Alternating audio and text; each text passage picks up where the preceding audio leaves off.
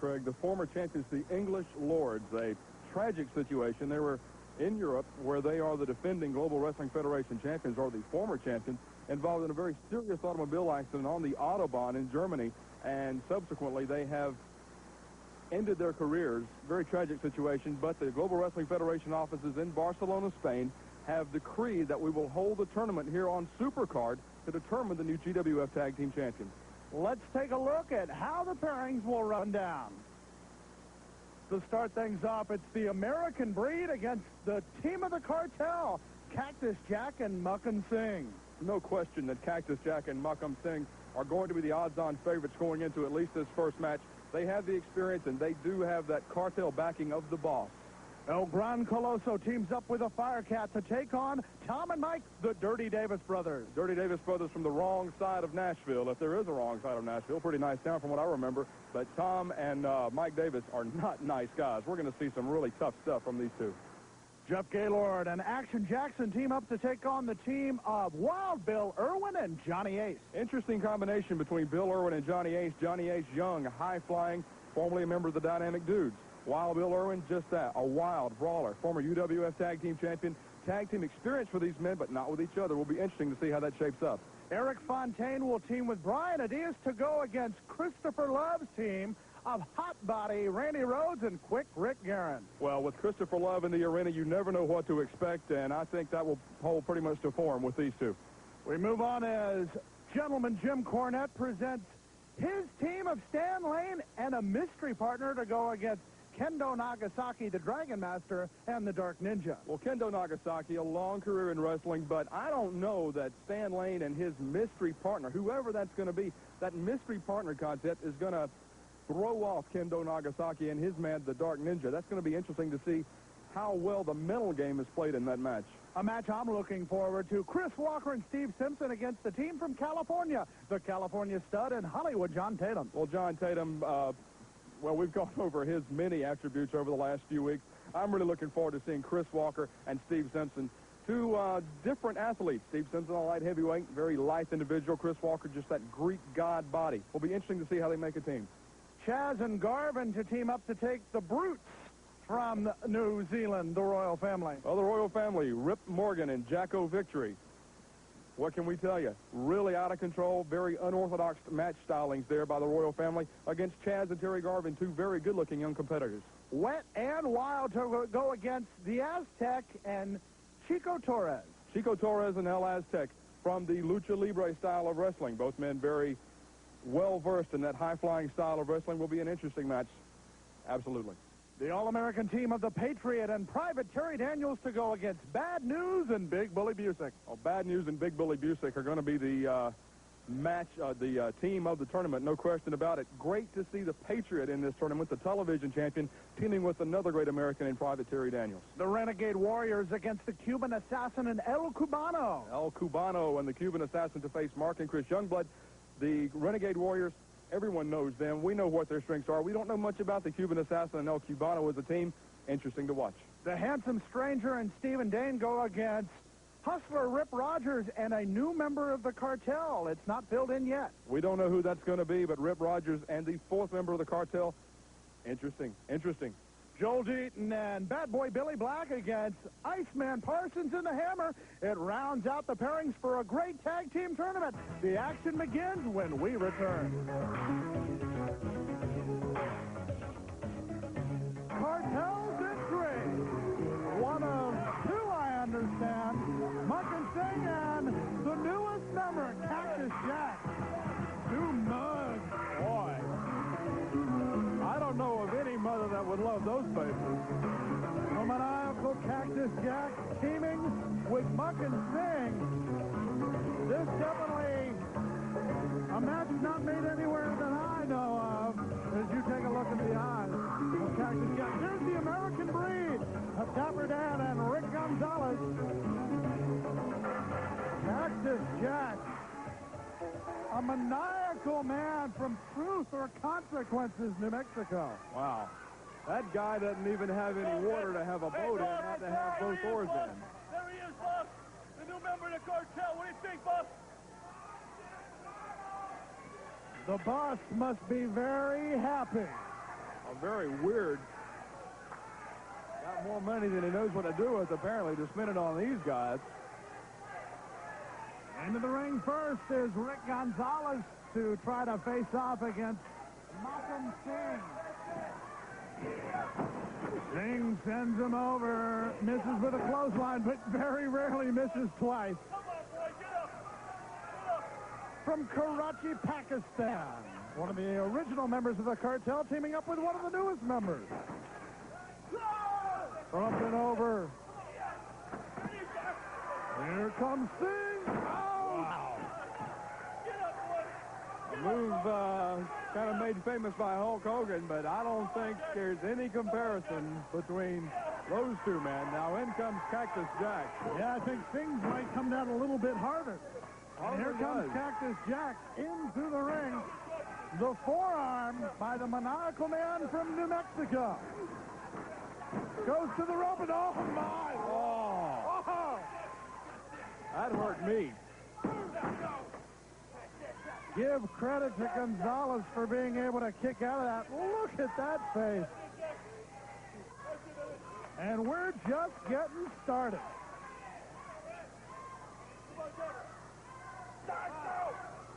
You ain't going nowhere. The GWF Tag Team Championship, Craig, we ought to mention exactly why we're having this tournament. To fill the vacant crowns of the English Lords, both of their careers ending in a car accident on the Autobahn over in Germany after a title defense. Certainly a tragedy there, but when you're on the road as a wrestler, you have to get from arena to arena, and you can't just transport yourself there like they did on Star Trek. You got to drive or fly or something. So our thoughts are with the families of the English Lords, but we're lucky to be a part of this tag team tournament. And not so lucky to be a part of it right now is Gonzalez, who wishes that he might have taken another mode of transportation and not have to face the cartel. Or gone in a different direction, one or the other. Here comes Cactus Jack.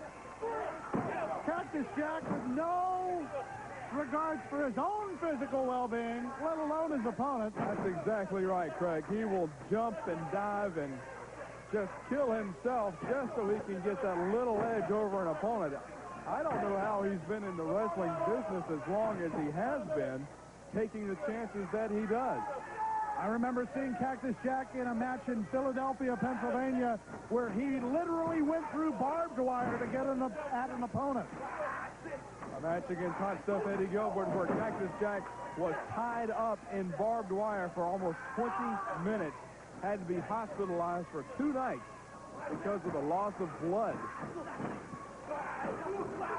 The American Breed seems to think they've figured out a way to get at Cactus Jack. This is Dapper Dan in the ring.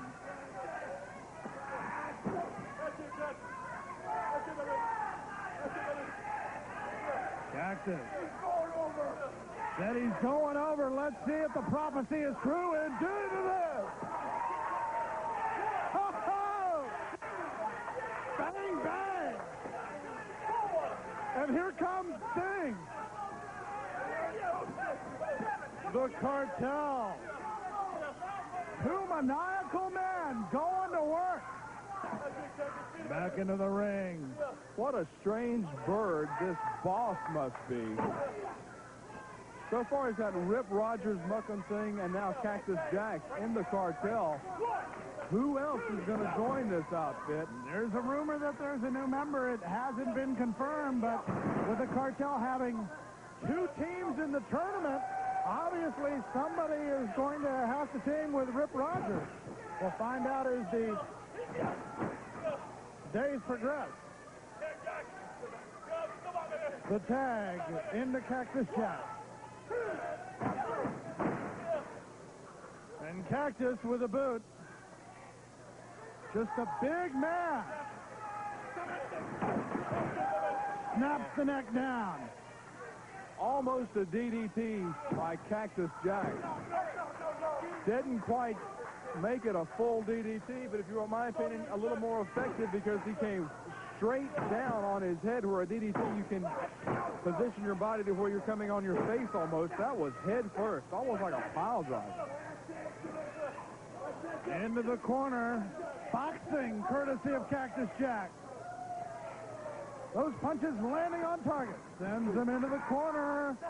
Goes in, brings him down with a bulldog. A little bit of extra momentum off the rope and down.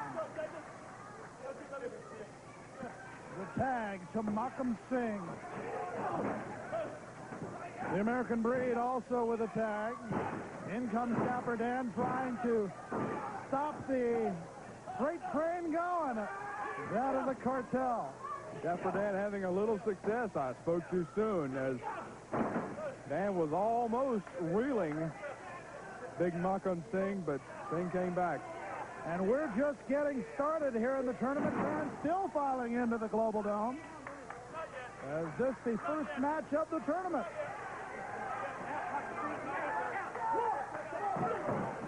After the great television championship tournament and that really interesting light heavyweight tournament that we recapped earlier, and with the Lightning Kid coming out on top, what's going to be in store for us in this tag team tournament? Can it possibly get any better than those two?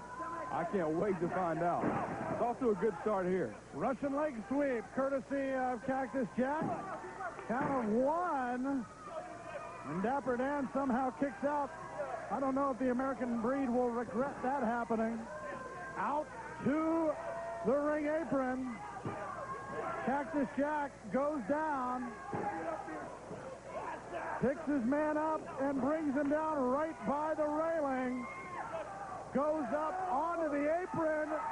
Watch out! Here he comes! Oh!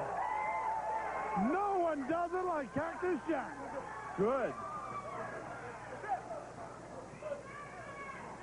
A lot of mothers at home are thankful that not many people do. I know mine is. There's the karate cross. I think the Cartel can mark this one up. Oh, that's got to be it. Ladies and gentlemen, your winners of the match, Makam Singh and Cactus Jack.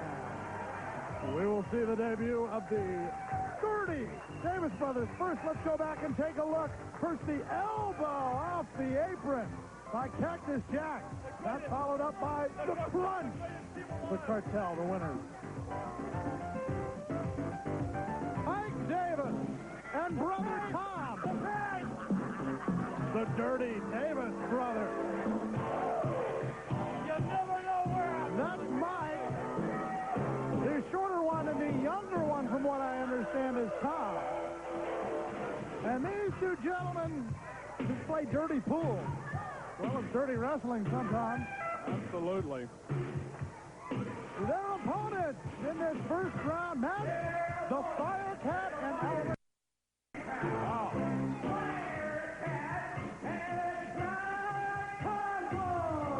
That's the Firecat leaping into the ring. Colosso following him.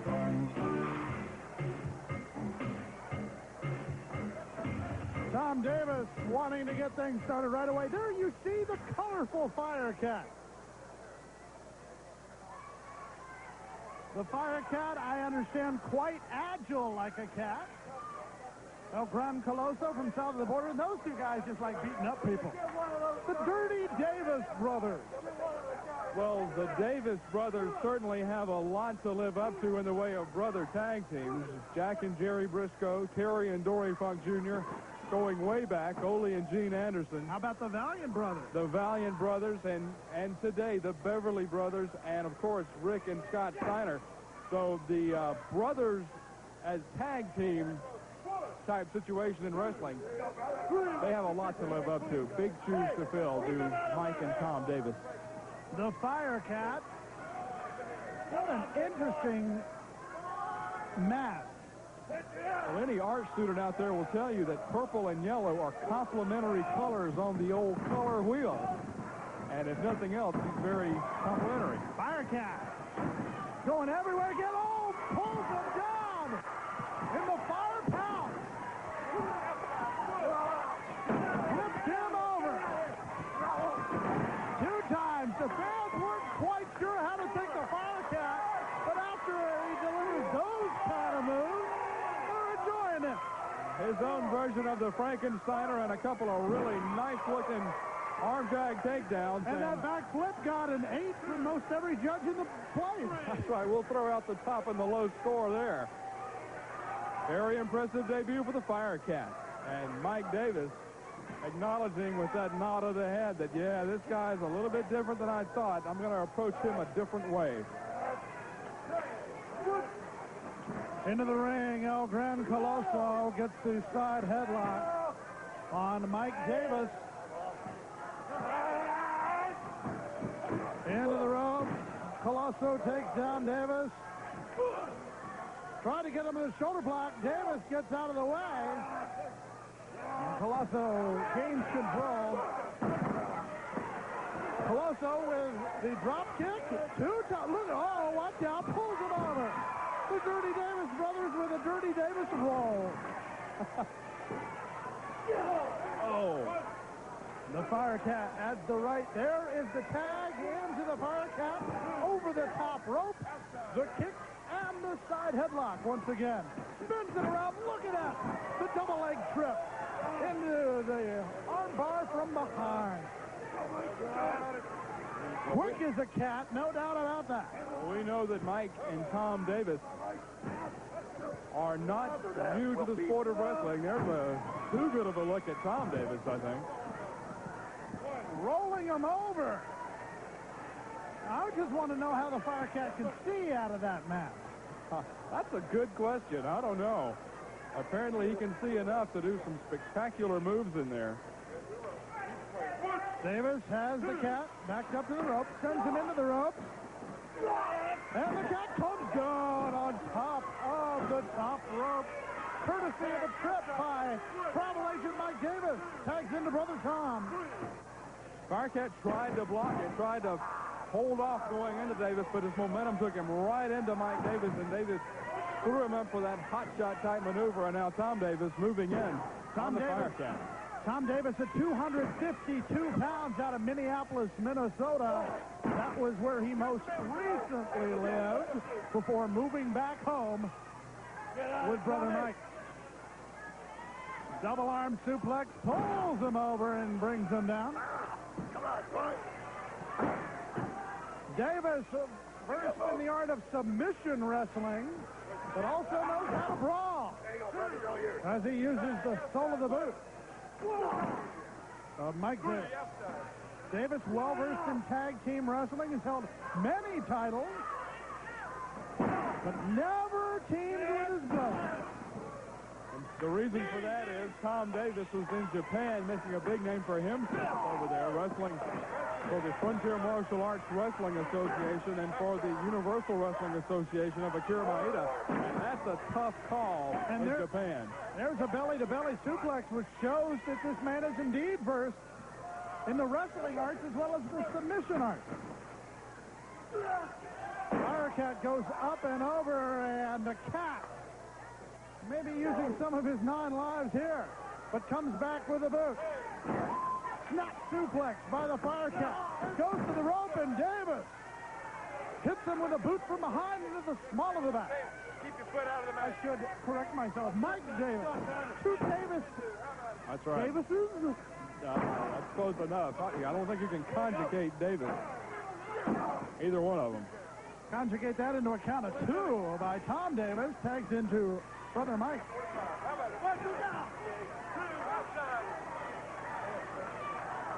Mike Davis trying the atomic drop, but the Firecat rolls him over. May have him locked up, but Tom Davis comes in for the save. Always has his head in the ring, does the Firecat. Knew right where he was in there, knew right where Mike Davis was, rolled him up for the pin. Would have had it not for the interference of Tom Davis. Davis now going to work on the Firecat, picks him up, sends him down.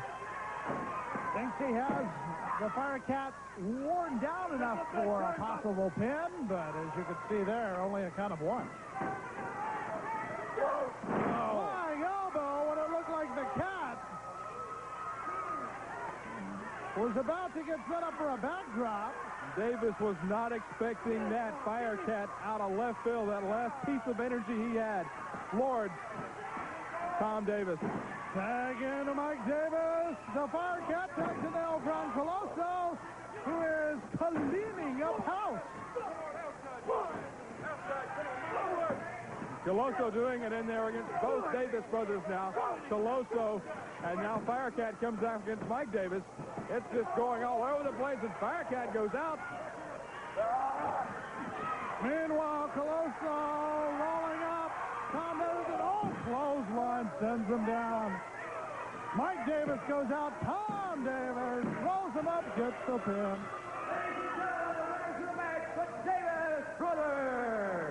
The Dirty Davis brothers get the win.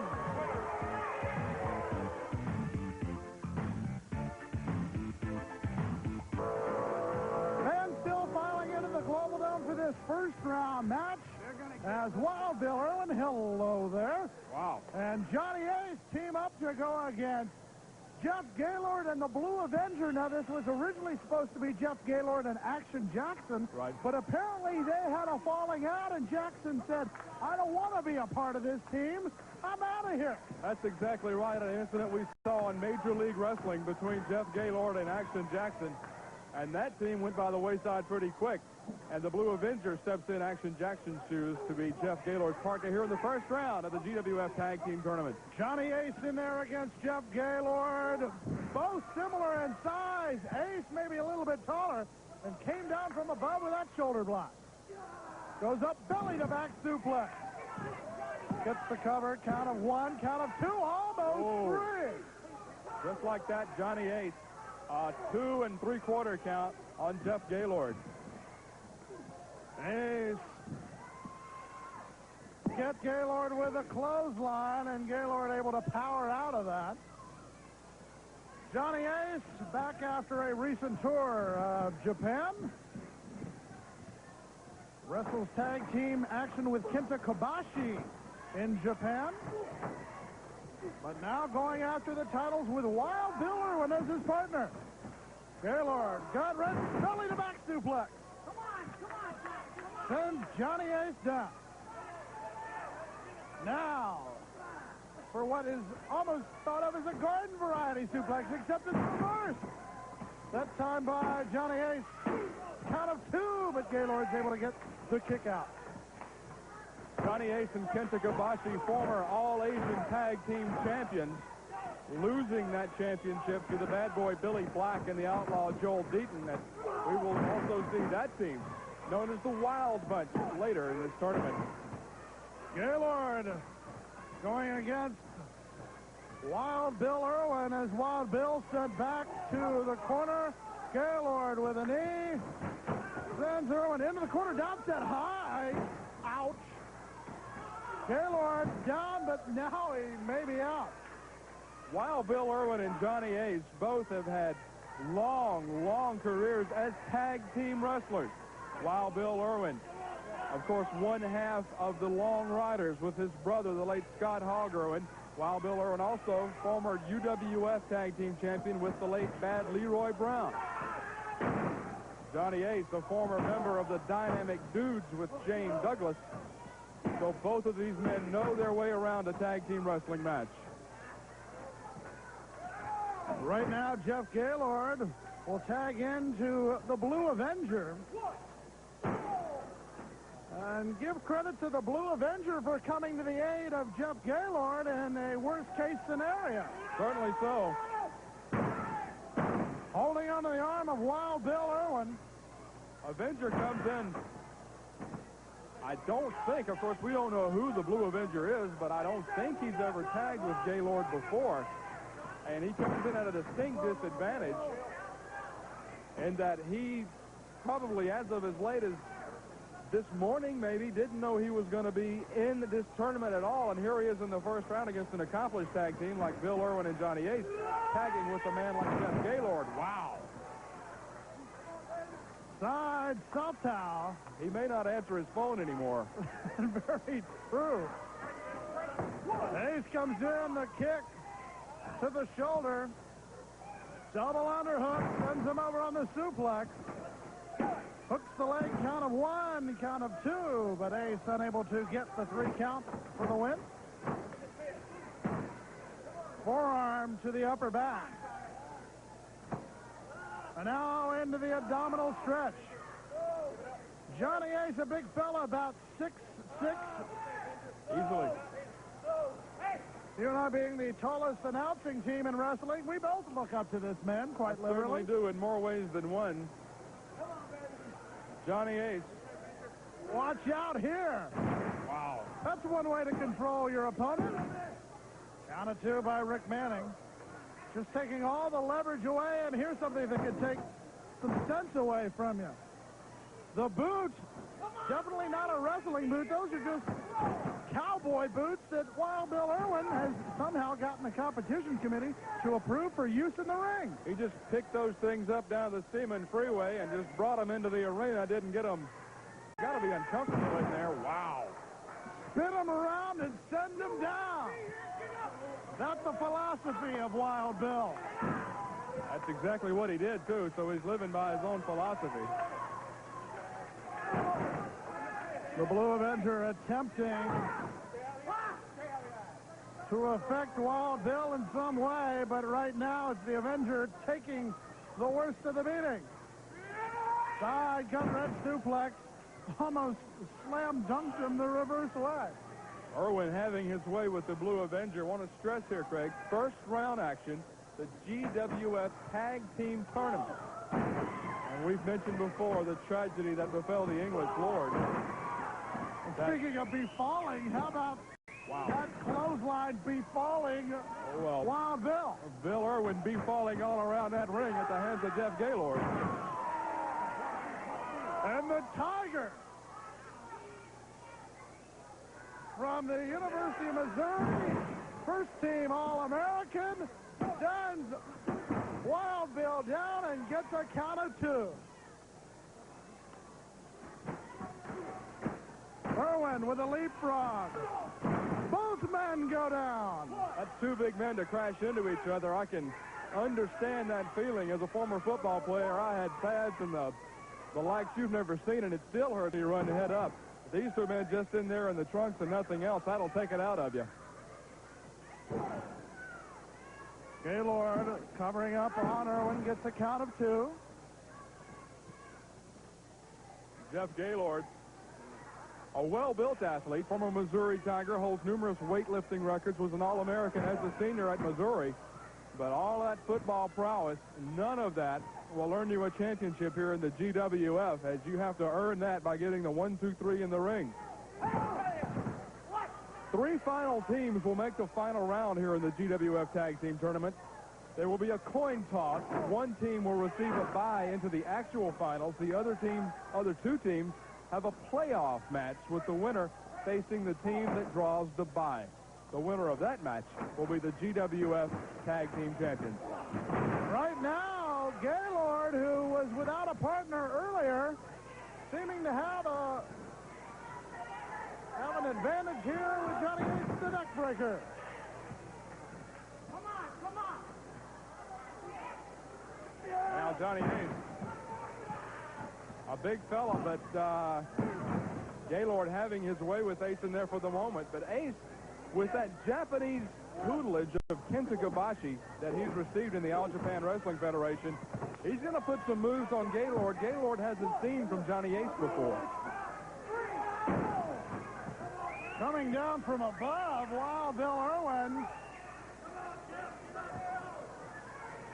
Maybe wreaking a little revenge on the punishment given to him earlier by Jeff Gaylord. A close-up look at Gaylord. Right in your lap in your living room, Bill Irwin goes down at the hands of Jeff Gaylord. Tags in the fresh man, the Blue Avenger. Very wary of approaching Wild Bill Irwin. Irwin into the corner. Irwin comes out and give credit to the Avenger. He's doing his best out there on short notice. A gutsy guy in there. Whoa. Well, he got out of the way there. I believe Irwin may have gotten the tag. Indeed he did, as Ace is waiting for him. Takes him down. Rolls him up. gets the 3. Ladies and gentlemen, your winners, Wild Bill Irwin and Johnny A.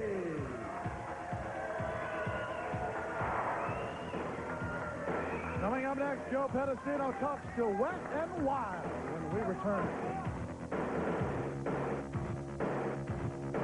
Christopher Love, boy, what words can you think of to describe Christopher Love that we can say on television?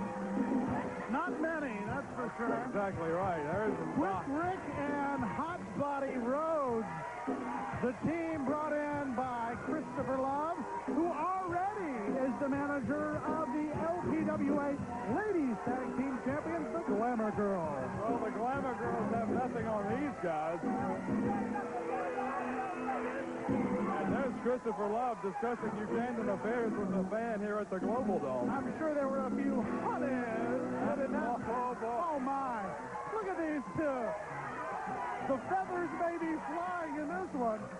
Don't you worry about it. Spit out. So that's Boas out there to make not Cousteau, make Marlon Perkins blush.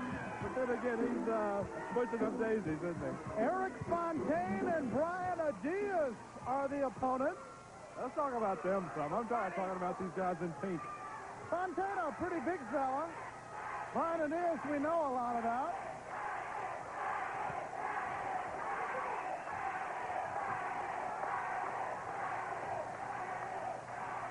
It'll be Fontaine starting off against Brian Adias. Oh, excuse me. Quick Rick Guerin, I was looking over at Adias there. Wow, threw me for a loop. We're all entitled to one. Guerin sends Fontaine down. And Quick Rick starting off quick against Eric Fontaine. Fontaine, a big fella, like you said. 270. 6'2". Guerin hurting a little bit there.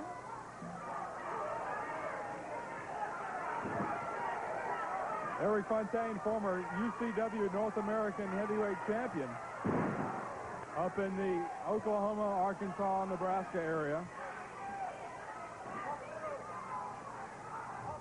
Guerin with some chops, but Fontaine coming back. And takes Quick Rick down. Fontaine, a big guy. Rick Guerin, not so big. Of course, known as Quick Rick. His tags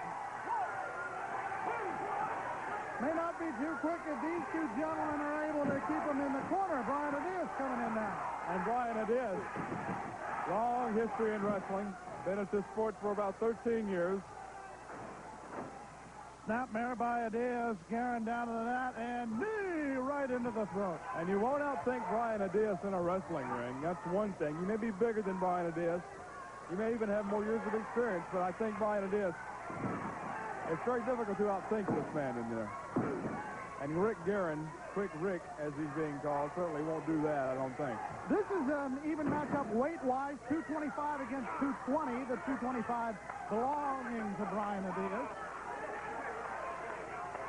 Adias, no stranger to tag team championships. He was a member of the world-class six-man tag team champions and the NWA National Tag Team Champions for the gentleman by the name of Ron Richards. Adias just pushes Quick Rick Guerin down. Looked like he was up against a blocking dummy out on the Austin training grounds of the Dallas Cowboys. Adias seems like he's ready for the hot body. Oh, well, I'm not. Fontaine with a boot to Rhodes. In they go, and Fontaine and Adias send Rhodes down to the canvas. With Rhodes, you almost want to say he hits the pavement. Then the pavement wouldn't enjoy it. Rhodes, oh, scissor by Fontaine, pulls them out there. Usually you don't see a big man able to make those quick maneuvers. That's absolutely right, Craig. Give Eric Fontaine credit as he came up with that spectacular move, but look at Rhodes. Oh, as spectacular as Eric Fontaine's move was, Rhodes is back on top and tags in Quick Rick. Aaron shot to the midsection is there. You see Christopher Love. Make these people mind their own business. Come on, you fat Wish he'd mind some of his own. The knee to the forehead of Eric Fontaine by Quick Rick Guerin. Guerin sends Fontaine into the ropes, misses with a clothesline one way. Fontaine answers with a left arm clothesline. And Guerin went down. We may be seeing the beginnings of an upset here as Fontaine has Quick Rick set up. Vertical suplex. This would be a real upset, Craig. That's because of count of two there. That's because of the third man on the outside, Christopher Love. Because as far as size is concerned, these two teams evenly matched. Pretty much, but Christopher Love certainly gives the edge to Quick Rick and the hot body, Randy Rhodes. The elbow. Tag into Rhodes. As Rhodes comes down with a forearm on Fontaine. There was some question that this Randy Rhodes was the one that used to play in Ozzy Osbourne's backup band, but no such luck. The clothesline sends both men down. Christopher Love cheering his man on. Rhodes makes it to his feet. Little woozy, if you will. Tags in Guerin. But Fontaine with the tag to Adias. Adias chases down Guerin. And Quick Rick not quite quick enough getting back to make the tag to Randy Rhodes before Adias tags off on him. And a little something special for Rhodes as Adias just having Christmas early. Rhodes comes in. Fontaine is also in. All four men. The spin kick on Guerin. Wait a minute, what's going on? Wait a minute, Fontaine's hitting Adias. What in the world? What? The double elbow. Now, wait a minute. Fontaine cleared Guerin out of the ring and then just started taking off on Adias. Let me check my sheet. Fontaine and Adias. Rhodes. What's going on here? Now Rhodes is going on. Oh, my. Fontaine. Oh!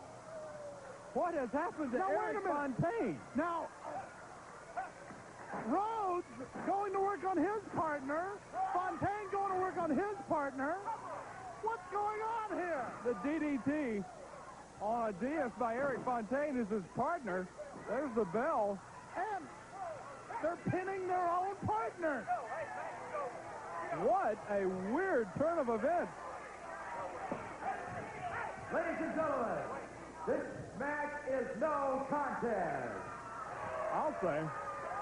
Well, Love raises the hands in victory of Fontaine and Rhodes. What's going on here? We're going to find out. Back with more.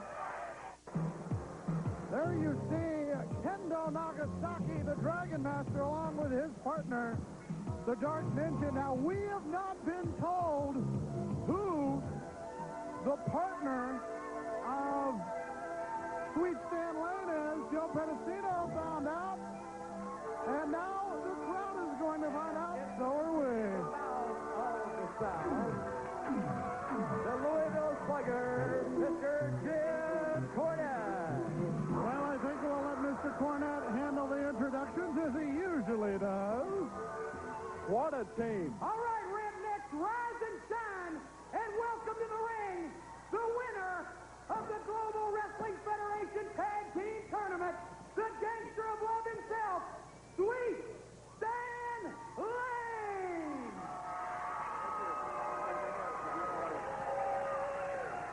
Oh, yeah, excuse me, his partner, Steve Cox. Oh, what an introduction. Come on. Now, from what I understand, Stan Lane wanted to enter this tournament by himself, but the Global Wrestling Federation said you have to have a partner. So, Steve Cox. Here he comes. Pardon me for interrupting you, Mr. Cornette. Shut up over there. How'd you... High five, somebody. Yeah. Here's the high 10, and Steve Cox. Well, a handshake. Oh, well, that is absolutely... Hey, Jim Cornette never ceases to amaze me. To start with, Stan Lane wants to go against the Ninja and Kendo Nagasaki alone. Give me a break. Well, obviously not going alone here as Kendo Nagasaki, the Dragon Master, tries that thrust kick against Steve Cox, who is starting things here. Steve Cox, formerly one half of the World Class Tag Team Champions, with Michael Hayes. Nagasaki, a legend in Japan. Those two men face off in the middle of the Global Wrestling Federation ring. And the Dragon Master Kendo Nagasaki, a former corporate executive, if you will, in the JTEX Corporation, along with Gary Hart, the great Muta, Buzz Sawyer, a few years ago. Now going to work on Cox, picks him up, sends him down, and Steve Cox taking a beating courtesy of the Dragon Master Kendo Nagasaki. Oh. Cox with a beautiful clothesline on Nagasaki, gets him with a forearm. And Steve Cox is hardly a weak link in this team of Jim Cornette. With his partner Stan Lane, Steve Cox is an accomplished wrestler, has held numerous tag team titles. Tag team titles. He's a tag team wrestler, and he's going to just belittle Steve Cox by throwing it off to him in the ring instead of giving it a big send-up introduction he gave Sweet Stan. Here we see Stan Lane in the ring, the tag by Nagasaki into the Dark Ninja. As mysterious as all ninjas are, don't know much about the Dark Ninja, other than the fact that Nagasaki seems to put a lot of trust in him. Absolutely. You remember the last man that Nagasaki brought to the United States was the great Muta. And we know what he can do. But he's in there against somebody who can, I don't know if he can match him move for move in the martial arts, but he can come pretty darn close to that Sweet Stan. Dan spends a lot of time working on the finer points of the martial arts. Lane ducks out under the rope to get a breather.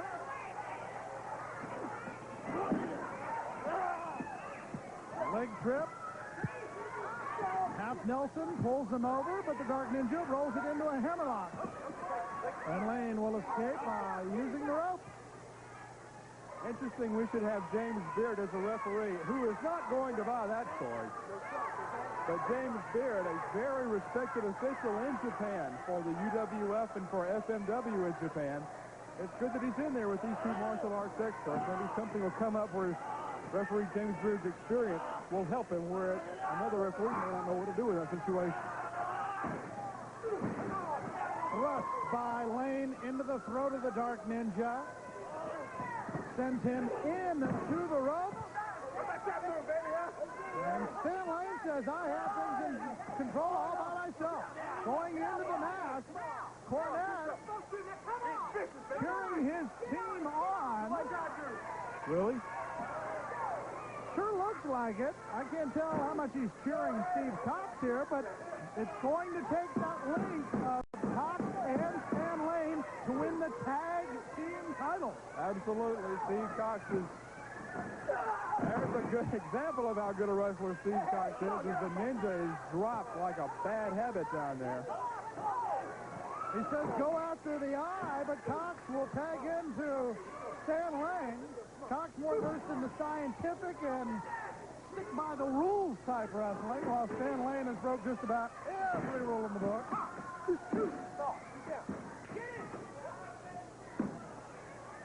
Stan Lane rather wary. And there's Jim Cornette giving advice to Steve Cox. Boy, that is the blind leading the 2020 sighted right there. Taken from the Dark Ninja into Kendo Nagasaki. The elbow from the Dragon Master. Sends Lane in high elevation. And Lane comes down. They wanted to come down a little bit differently. Take a look at Stan Lane. He knows he's in there with a Dragon Master, a master of martial arts. And Kendo Nagasaki knows that Lane can't match him move for move. Cornette wants Cox to go in and break this up. And Cox just won't do it.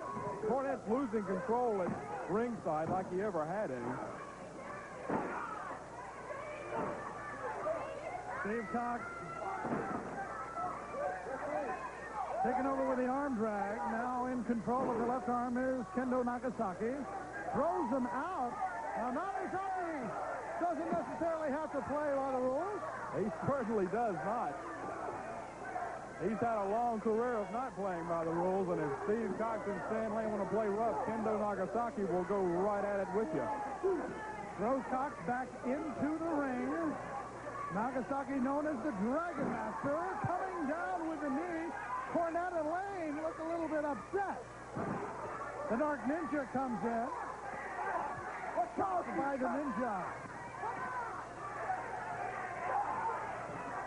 Cox taking the word of the team from Japan. Oh, The boy. Ninja gets the best of that clothesline. Cox able to get the shoulder up. Almost like a simultaneous clothesline there, but just by the luck of falling on top of Steve Cox, did the Ninja get that count. Cox gets a hold of the Ninja, sends him in for Stan Lane. Gets the tag, and Cox goes out. Not keeping him in the ring. Lane showing a little bit of the martial arts there with a couple of thrust kicks. Holds him down with a clothesline, although it looked like the Dark Ninja was trying to get out of the situation there. Lane picks him up, double thrust to the throat. That'll take the wind out of him. Now just some brawling right hands by Stan Lane. Cornette enjoying what he sees. The body slam by Stan Lane. Nagasaki comes in from behind. You could hear that all the way up here at our announcer's position, Craig. Cox comes in, clotheslines for Dark Ninja. Roll over by Stan Lane. Count of three, Steve Cox saves the day. Of the match, Stan Lane and Steve Cox. Steve Cox saves the day with a clothesline. Let's take a look at it again as Cox comes in. Gets the clothesline and saves the day. And there you see Steve Cox left behind. That's with noise.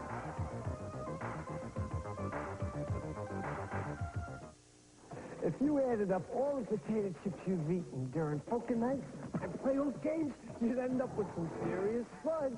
But you still wouldn't have a taste as big as these little Gino's pizza rolls. Ooh, a tremendous taste of zesty pizza and a hot little bite-sized snack. A taste so big, it makes ordinary chips seem like small potatoes. Gino's Pizza Rolls, the pizza way to snack.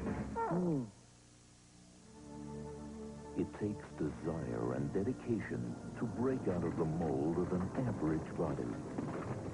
General Nutrition Centers can help you break the mold with Joe Weider's Victory Mass Kit with 4 nutrient-dense supplements to help max your tough workout. An $85 value, now only $49.99.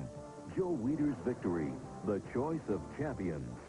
GNC, the authority in sports nutrition products.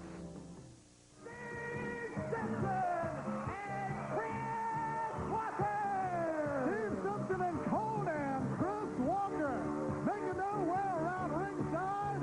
They've got a tough test in the first round. John Tatum and the California Stud.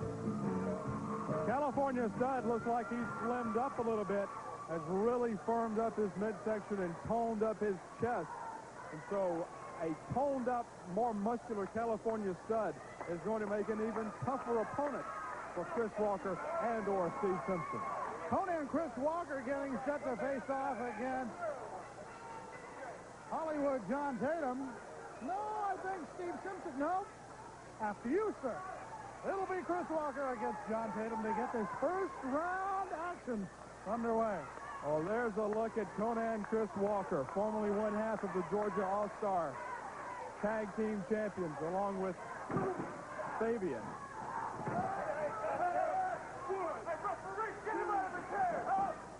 And now get a load of John Tatum. What a piece of work this guy has. Look at already, we're not a minute into the match and we're getting the facial display of all time. The purveyor of the bionic cow, trying to take some of the facial features away from Conan Chris Walker. Walker over the top 2 times and just nails him with a shoulder block there. Boy, he gets really high on those leapfrogs. He was up into the lights here at the Global Dome. Chris Walker tagging with a gentleman who has held many tag team titles. Oh, no. It could be a tag team pout there, I guess. Oh, please. Well, the team from California, I know Californians can sometimes act a little weird, but whatever floats your boat. what is he crying about? What has happened that's upset this guy? Taking a look at the biography of Hollywood John Tatum, claims to be a 4-year letterman on the USC golf and tennis team. Right. Why don't I believe that? Tatum with a leapfrog. Tatum with a leapfrog again. On the shoulder block by Walker. Takes Tatum down. Walker ready for Tatum to get back up, but I don't think Tatum is. There you see the California stud. Stay in there, Mr. Tatum, as the fans getting behind the team of Walker and Simpson. Almost looked like Chris Walker was just kind of folding his arms, waiting for John Tatum to do something. And what he did was tag in the California stud. He's either got a fish or cut bait in there. He's going to cry about it before he makes his decision.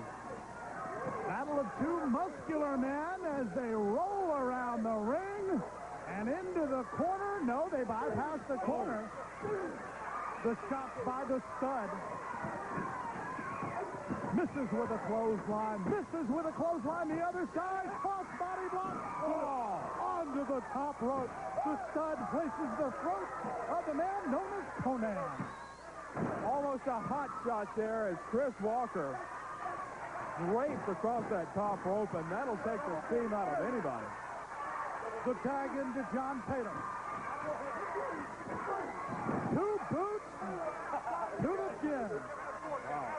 And instead of a hug of consolation, a hug of victory possibly. And look at his slapping at Steve Simpson, just trying to get him in. But all it does is allow a double team to occur. Right here, over the top rope goes Chris Walker. That's not a DQ, but when you have 2 men throwing you over the top, and you have no control of where you're going, that's going to take something out of you. And Chris Walker having it handed to him by this team of John Tatum and the California Studs. We saw John Tatum play that mental game of antagonizing Steve Simpson to drag him into the ring. The referee, quite correctly, taking Simpson out of the action. But while he's distracted, Tatum and the California Stud double team Walker, and now look where we are. Double clothesline as the Stud and Tatum take down Conan Chris Walker, who has been in the bout since the opening bell. Quite an evenly matched first round matchup in the Global Wrestling Federation Tag Team Tournament. Well, I tell you, with John Tatum strutting around the ring with his gut poking out, I wonder if his water's about to break.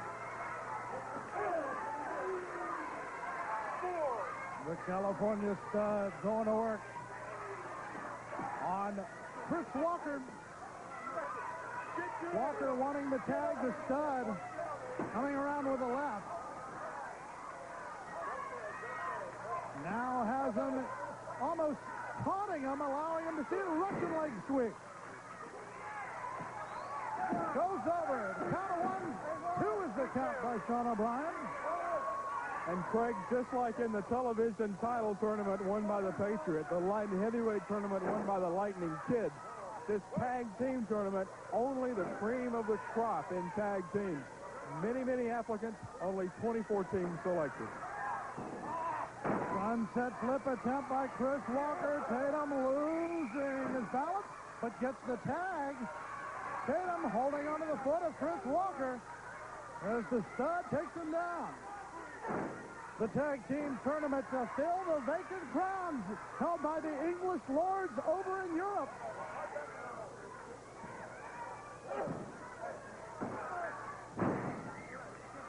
Gut-wrench suplex. Unbelievable. In stereo, if you will. Very, very much stereo there. But good strength shown on the part of the California Stud as Walker was fighting to avoid that gut wrench also. Stud got him on over.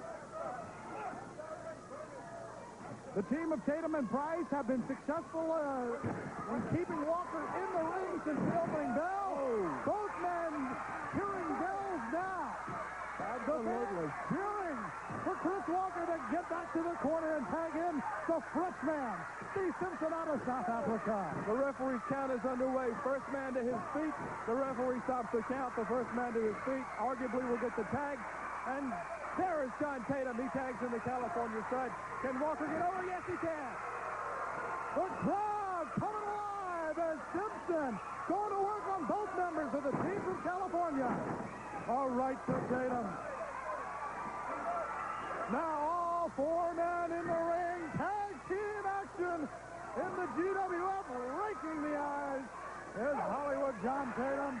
Simpson going to work on the Stud but from behind. It's John Tatum.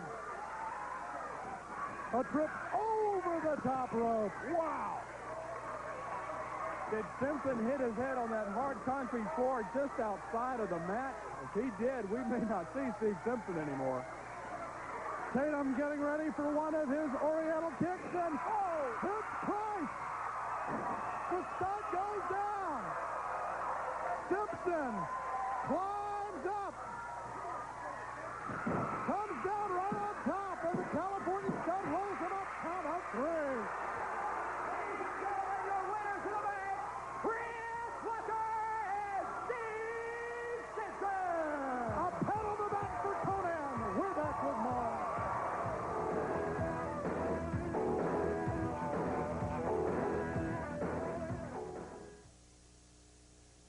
It was once thought impossible, but then you saw it happen.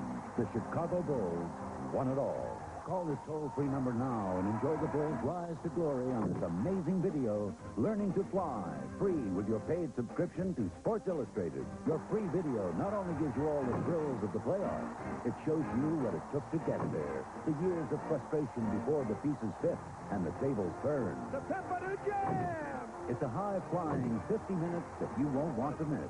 Free from Sports Illustrated. Call now to subscribe or renew. Get your free video and 30 issues of SI for only $1.49 per issue. A savings of 50% off the cover price. For faster delivery, use your credit card. Plus, you get the big football previews and the 92 swimsuit issues. Now that they've learned to fly, they are a team to treasure, champions to cherish forever. Catch the next flight in Sports Illustrated. Call now. Live, top-ranked boxing on ESPN. The place where fighters have stepped into the ring as unknown, made the right connection, and emerged as champions. You gotta knock them off to win this, all right? It's a night of hard-hitting heavyweights. Jesse Ferguson trades bombs with giant killer Oliver McCall. And Smokin' Bert Cooper tries to stay hot when he tangles with Anthony Bear Wade. Top-ranked boxing, Thursday night, live on ESPN.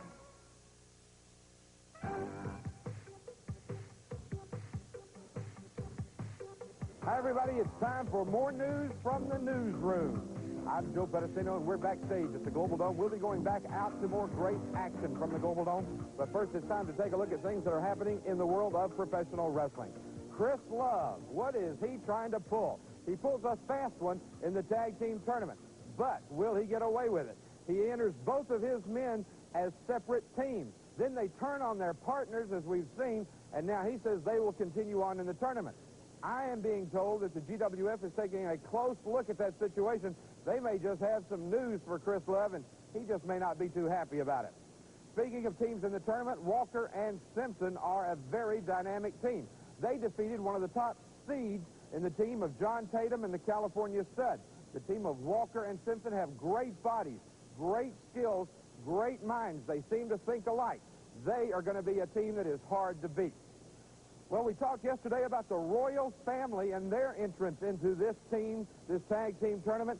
I told you that their attitude seems to be a lot different. I couldn't agree more after seeing them now in the tournament. They have really turned into maulers, and as I said, I think they are very, very intent on proving that they are competitors for the global tag team title. We will see today as they try to advance in the tag team tournament. One of the big questions on the minds of wrestling fans all around the world, will Sid Justice actually be impartial at SummerSlam? He is going to be the official referee for the match made in hell. Will he lean one way or the other? That's the big question everybody's been wanting to know. But the thing that worries me is the wedding. Is someone going to try and ruin the wedding of Randy Savage and Miss Elizabeth? We'll know in just a few weeks. All right, moving on now, we want to talk about Mike Davis. He's been one of the top stars in the U.S. for years. Now he's been joined by his brother Tom. They call themselves the Dirty Davis Brothers, and I'm going to tell you something. They are going to mean trouble for tag teams everywhere. We'll see you next time from the newsroom. Bonnie Blackstone here in the Global Zone with another one of our great fans. This is Scott. Scott has been watching the skills of James E. Cornette and Stan Lane. I know that you have a question for gentleman James E. Yeah, why did you choose Steve Cox to be Stan Lane's partner? All right, that's a very good question. And later on in this edition here in the Global Wrestling Federation, I'm going to be talking with hopefully Stan Lane and James E. Cornette, and I'm going to ask why Steve Cox has been chosen for the new partner here in the GWF. Who can bring together people everywhere? Oh, yeah. Who can put a hand to the magic? Yeah. Every day across America, people share a smile with M&M's. M&M's can. Oh, M&M's can. The milk chocolate melts in your mouth, not in your hand. So have a handful of smiles. It's that old Mansell magic that just won't quit. Ayrton Senna has been running on empty, and Nigel Mansell is going full speed ahead to take over the lead at the Grand Prix of Hungary. Sunday morning, live on ESPN.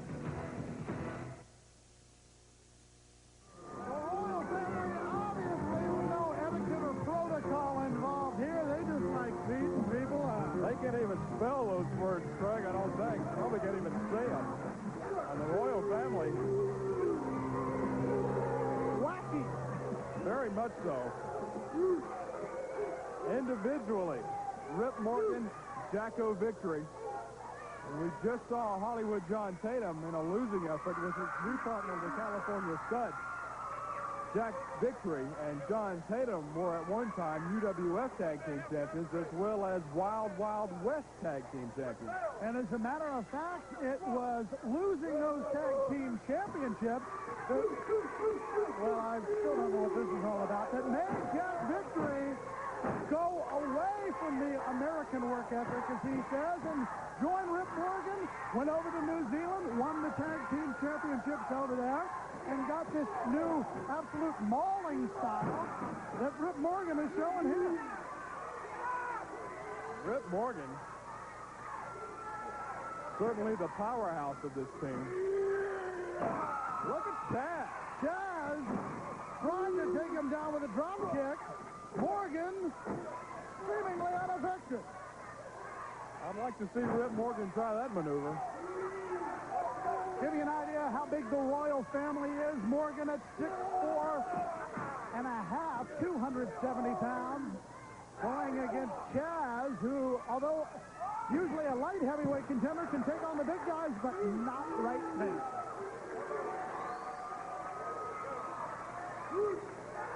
I understand that Rip Morgan was thrown off of his college rugby team.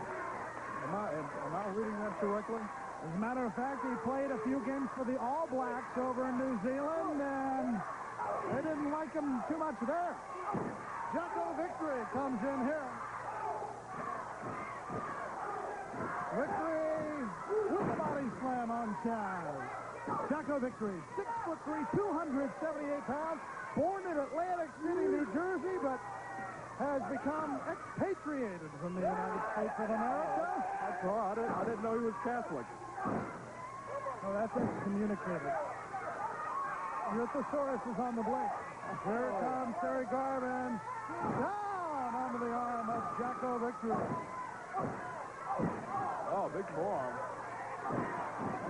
Those elbow pads are usually there to protect the person wearing them. Victory misses there as he hits just above the elbow pad. Garvin going to work on Jacko. Jacko may be a little bit loony after that. He was a little bit loony before that. Well, he kept his head about him there. Terry Garvin going to the mat. Both Terry Garvin and Chaz had very successful appearances in the light and heavyweight tournament here on Supercard over the last few weeks. And they're teaming up to hopefully a result of a friendship struck during that light heavyweight tournament. Garvin didn't see that truck. Get the license plate number there. The royal family, who used to actually be favorites of the kids with little Lord Littlebrook, now nothing doing here. As these two men literally like to beat up on people, but the one thing you have to remember in a tournament situation, you have to get the pin, submission, or count out. You can't afford to be disqualified. Not at all. That'll kick you out of the tournament just as quick as anything. And these two men know it. These two men aren't rookies. Speaking of the royal family, they know how to work their way through a tournament. They've competed in various tournaments. Morgan to the rope, comes down on the back of Terry Garvin. The royal family have been teaming together for 4 years. Both men 6-year veterans of the sport. Garvin seeing a little bit of the experience coming down right on both sides of his head. You'll remember that the royal family fought at the Pat O'Connor Memorial Tag Team Tournament in December of 1990. The New Zealand representative. As well they should be, being the reigning New Zealand Tag Team champion.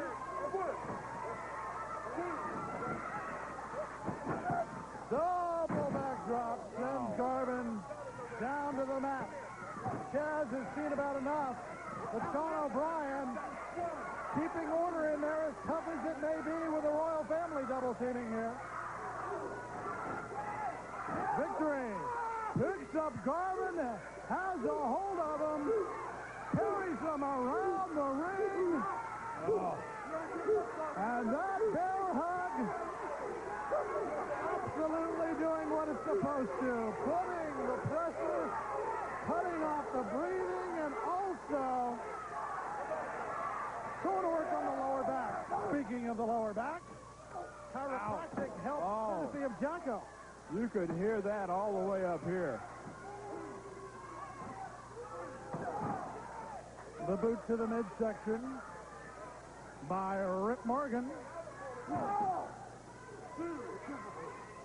Morgan with Garvin into the corner. Who? I don't know who. What is he always saying? I never understand that. Garvin tries to get him over with the sunset flip. Morgan fights out of it and just comes down on the forehead. Went through a little display there before he put it to Garvin. Terry Garvin goes back into the bear hug. Garvin, not the kind of a man who would submit. Standing in the back of the Global Dome, I happened upon the royal family. Rip Morgan approached me and asked me if, he said, well, he approached me and said, oh, you're Scott, you're Craig's brother, right? I said, no, I'm not. And Jacko chimed in and said, no, that's Bill Watts' son. Oh. And so I gave up and went to the concession stand. Not giving up here is Terry Garvin. Look at the right. Land right on the jaw. Out. Well, that'll stop you even if you're going well. That'll take the starch out of your shorts real quick, especially from somebody the size of Rip Morgan. Morgan with a weight advantage here of almost 50 pounds.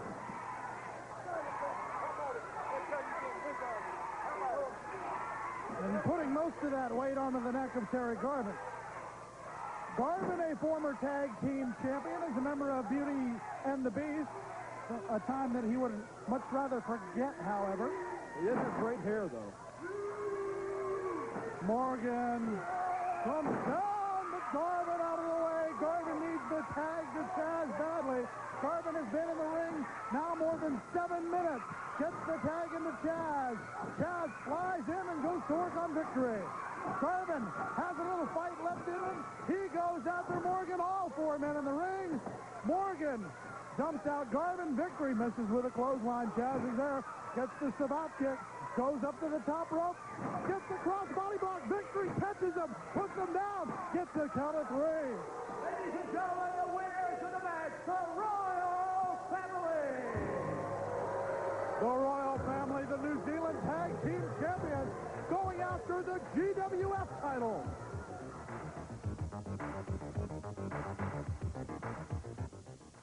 This August, the movie channel will break a record. Hey, slow down. We'll show more movies than have ever been shown on TV in a single month. Is that Total Recall? I can't see. 421 movies. Was that a turtle? And we're not repeating a single one. Oh, wait, Pretty Woman. I wanted to see that. No repeats at all. Ooh, is that Kevin Costner?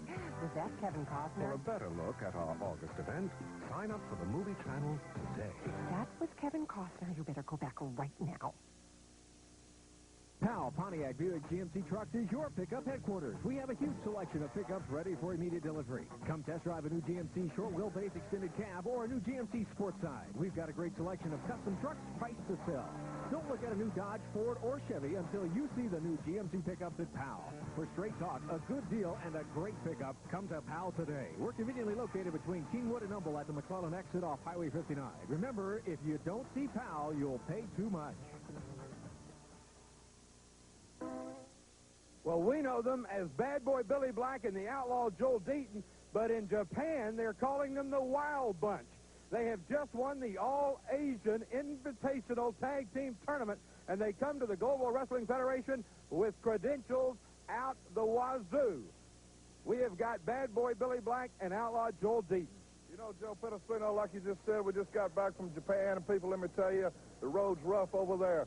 Global Federation over here is the new kid on the block.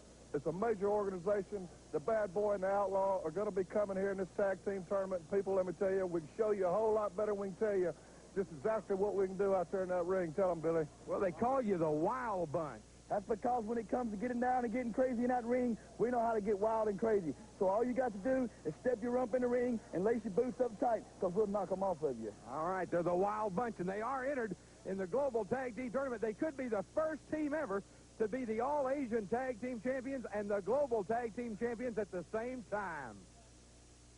Here in the Global Dome, Bonnie Blackstone back with you once again. I've been joined with the gangster of love and the mouth of the South, as he's known, Jim Cornette. We're talking with some of our fans earlier today, and they want that must have been interesting. Why you chose Steve Cox to be Stanley's partner. Once again, these feeble-minded rednecks out here, I didn't choose Steve Cox. The Global Wrestling Federation chose Steve Cox. I said Stan Lane wanted into the tournament, wanted to be the World Tag Team Champion all by himself. He's the king of tag team wrestling. They said they couldn't let Stan Lane wrestle by himself, so we said, get anybody you got that ain't got a partner. We'll take anybody to the top. We'll make him a champion, and that's exactly what they did with Steve Cox. So all I got to say to you, Cox, is just stay put. We'll make you a star. Right, Stan? Let me be very brief and say this, young man, Steve Cox. Keep your eyes open, your mouth shut, and your ears open, and I'll make you a big star, young man. Let me tell you something. Stan Lane's been to the top so many times he gets nosebleeds, brother, and he is going to make Steve Cox the World Tag Team Champion, although he doesn't really deserve it. Maybe this hopes to answer some of your questions. Yeah, okay. And my name is Wet and Wild. It's beach ball time at the Global Dome. Hey, Wet and Wild, there you see. Sunny Beach.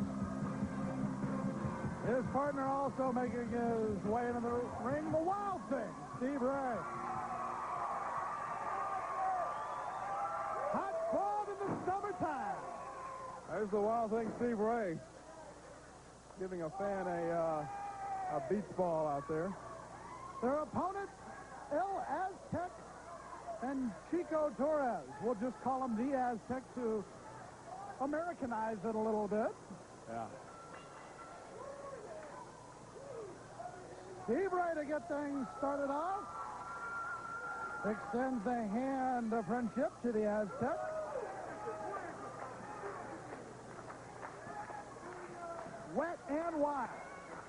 from the beaches of California. The Wild Thing with the arm drag. And the Aztec Curry visits the other side of the ring. Now gets a tour of the middle of the ring. Your tour director, the Wild Thing. And you may want to not give these guys all the credit they're due because of the blonde hair, the tan bodies, the beach lingo there. But these two guys are pretty good wrestlers. Wow. A cross body block sends the Aztec down. Small package wrapping them up. These two guys very reminiscent of the Dynamic Dudes. Johnny Ace and Shane Douglas from a few years ago. Multicolored outfits, the blonde hair. In fact, Sonny Beach, almost a ringer for Johnny Ace. We will see Johnny Ace in action in the tournament. He and Shane Douglas, partners no more. He'll be teaming up with Wild Bill Irwin. What a team. And the Aztec, apparently... I think the dust on the back, courtesy of the appearance of Muckam Singh earlier on the card at the Global Dome. In a match that would air on Major League Wrestling, we saw Muckam Singh destroy some poor little stuffed animal, and the remnants of that activity still scattered all over the ringside area. Steve Ray now going against Chico Torres. Torres trying to find a way to escape, but the hammerlock well in place. That's a way to escape. As Torres makes it to the ropes. Rick Manning breaks the hold. Steve Ray and Sonny Beach, Wet and Wild, tore up the competition in the UWF earlier this year. Very much so. And wanted to come into the Global Wrestling Federation to go after those titles. Down of one as Ray whips Torres around. Successful in their match against Mass Confusion. That's a beach brawl in the UWF not too many months ago. And now want to move up to a higher level of competition here in the GWF. And I don't think that I blame them. They're a good-looking team. Of course, with the tag team titles vacated by the English Lords. The tag team tournament scheduled for North America here at the Global Dome. We are seeing first round action as Torres wants to tag into the Aztec, and the Aztec's not too sure he wants to come in. He's probably going to pull that no habla inglés line in there. Well, with the two speaking Spanish, it would be kind of tough to pull out. Here comes Sonny Beach. With the wetsuit, he the wet of Wet and Wild. Takes him down, putting pressure on the shoulder. Elbow. And the wrist. With a name like Sonny Beach, did you think this guy was going to come in dressed up like a mechanic or something? I don't think so. Steve Ray with the blonde locks.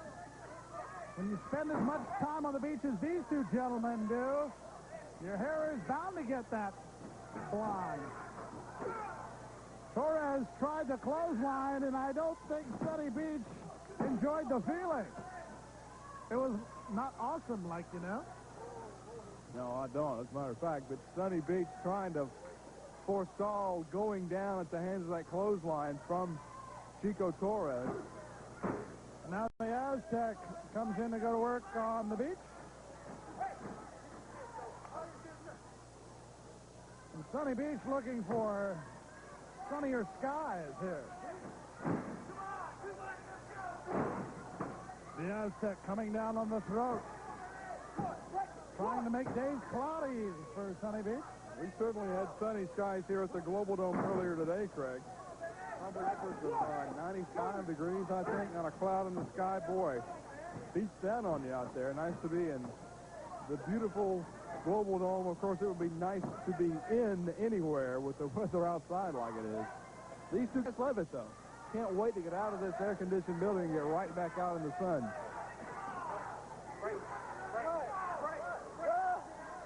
The Aztec with some conditioning of his own there. on the chest, and now going to work. The two men from south of the border. I don't know if they come from a place like Baja, California, which is a part of Mexico, very close to the place where these guys hang out. Beach. What? Now, I have never seen wrestling boots like Sonny Beach has. Those are actual boots that Steve Ray has on. Ray, suplex, wow thing. Takes the Aztec up and over. Brings him up. Powerbomb. Wow. Count of one, count of two, and the Aztec somehow gets up as you see the wild boots of the wet one. The Aztec sees the approaching Beach and double teaming going on. Well, certainly the Aztec, not a proponent of the lucha libre style, not with a body like that and the brawling tactics he's using in there against the wild thing Steve Ray. Misses that time. Ray crawls over to get into his partner. His partner, Sonny Beach, going wild. Gets the clothesline there. Picks up the Aztec, throws him over, kind of like he'd put the surfboard into the back of the truck. Torres dispatched. Beach goes to the top rope, holding the Aztec underneath him, and down comes Sonny Beach. On the back of the Aztec. Now into the corner. Watch out. Right down on top. Wild winners. Ladies and gentlemen, your winner of the match, Wet and Wild. Back to talk with the Dirty Davis brothers when we return on Supercard. Harry Daniels, the Private, and the Patriot. Now, I understand when the Patriot was looking for a partner for this tag team tournament, he wanted a man that agrees with all the ideals of the red, white, and blue, and who better than Private Harry Daniels? Who better than an ex-Marine who fought for his country, who has trained in the tough Marine Corps training system. And the Patriot and Terry Daniels will team in this tag team tournament here on Supercard Track up against Big Bully Jusic and Bad News. Fans picking up the chant of Mario. Oh, boy. That Bad News is really bad news. He's not a nice guy. So with a name like Bad News, what do you expect? Jusic almost attempting the back jump on the Patriot.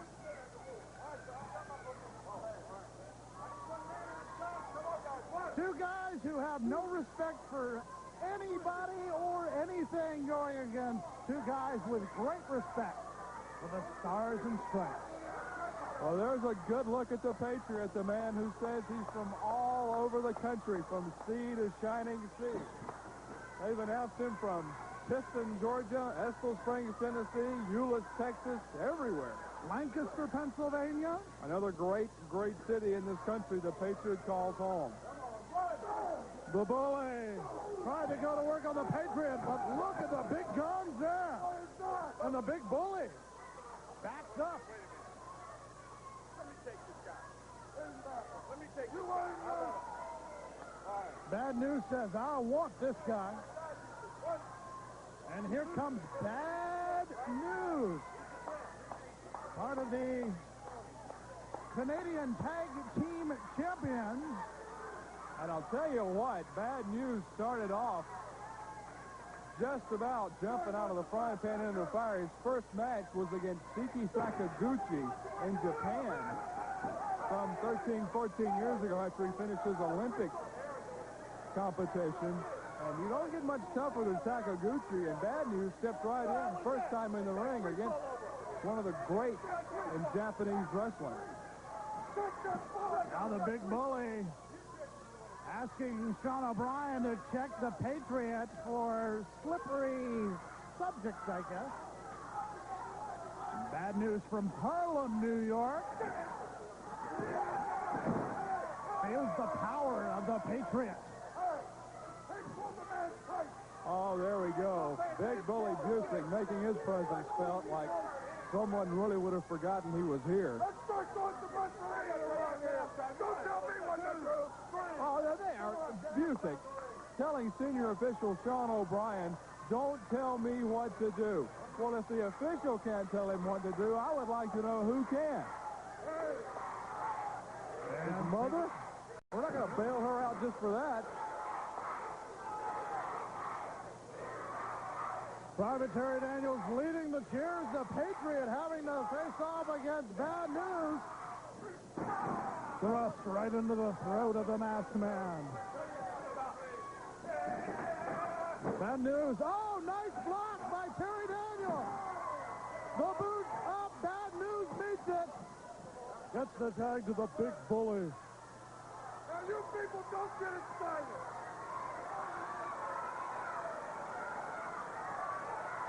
Big Bully Busick. Semper Fidelis is the motto of the Marine Corps, always faithful, and you saw Terry Daniels sacrificing himself to protect his partner in there. I don't think that Big Bully Busick, however, is into Semper Fidelity. Tying up. The Big Bully sends the Patriot. Oh! When those two big men clash, you can feel it up here. Going down was the Big Bully. And the Patriot and Bad News facing off in the corner. That's a couple of big hosses out there. The Big Bully claiming that the Patriot using some illegal tactics. Grabbing the mask. The Big Bully sends him down. Sean O'Brien warning Busick about pulling on the mask. Big Bully Busick quoted in the September 1991 edition of Pro Wrestling Illustrated as saying, I don't shake hands with my opponents, I rip their arms off. Well, we'll see if he can rip the arms of the Patriot off. For some reason, I don't think so. It's a lot of ripping because those are some big arms. These two men both well-versed in weightlifting. The Big Bully in elite status of powerlifting and gets the advantage by putting the boot into the midsection and turns the wrist. The Patriot trying to power back, but leverage going to Busick. Busick, the consummate power lifter. Just look, he's thick, he's hard as a rock. Gets in there with a big, huge weight. As we look at Terry Daniels. The Patriot, also a power lifter, but also concerned with the bodybuilding aspect of lifting weights. The two opposite ends of the weightlifting coin, two opposite sides of the weightlifting coin in there, and the power lifter Busick and the bodybuilder the Patriot. Let's see who comes out on top. The Patriot comes out on top with a couple boots to the head. Tags in to Private Terry Daniels. I threw my theory right out the window. That beautiful soliloquy and then just a boot. What am I supposed to do? Daniels sends Busick into the corner. Follows it up with a right. Daniels tries the hip toss. Comes around, grabs the side headlock as he was being pulled over. Busick tries to power him over, but didn't quite have the handle on the Private. Put the hand into the eyes, however. And now the Big Bully going to work. Sends him in the corner. The tag into Bad News. Bad News unloading on Private Terry Daniels. Bad News versed in not only the brawling tactics of Harlem, but judo, two-time Pan American Games champion. Now the bear hug being applied to Private Terry Daniels as the power of Big Bully Busick as the Patriot comes in for the save. Looking after his partner is the Patriot. But look at Bad News just taunting the Patriot by holding Daniels back. Bad News, a bronze medalist at the 1976 Olympics in Montreal, Canada, in judo. A very tough and very difficult and demanding sport. Of course, he teaming up with another man involved in medal, the Patriot, not wanting to see his partner pummeled by Bad News and Big Bully. Bad News with a slam. Comes down with a headbutt into the chest. Covers him. Count of one, count of two, but pulls him up. Says it's not time yet. And the Patriot has just about had enough of this action. The double teaming. The action behind the referee's back on the part of the two men. Bad News and Busick. The Patriot really is going to have his way. Whoa. The Ghetto Blaster on Terry Daniels. And Busick's holding the Patriot out. The Patriot unable to get in to help his partner because Busick was holding the Patriot back. The Patriot tried every opportunity to help his partner and was always stymied by either the official or one of those two men right there. There you see Bad News and the Big Bully.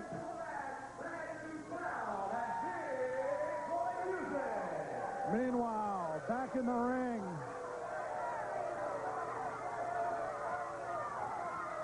Daniels being attended to by the Patriot.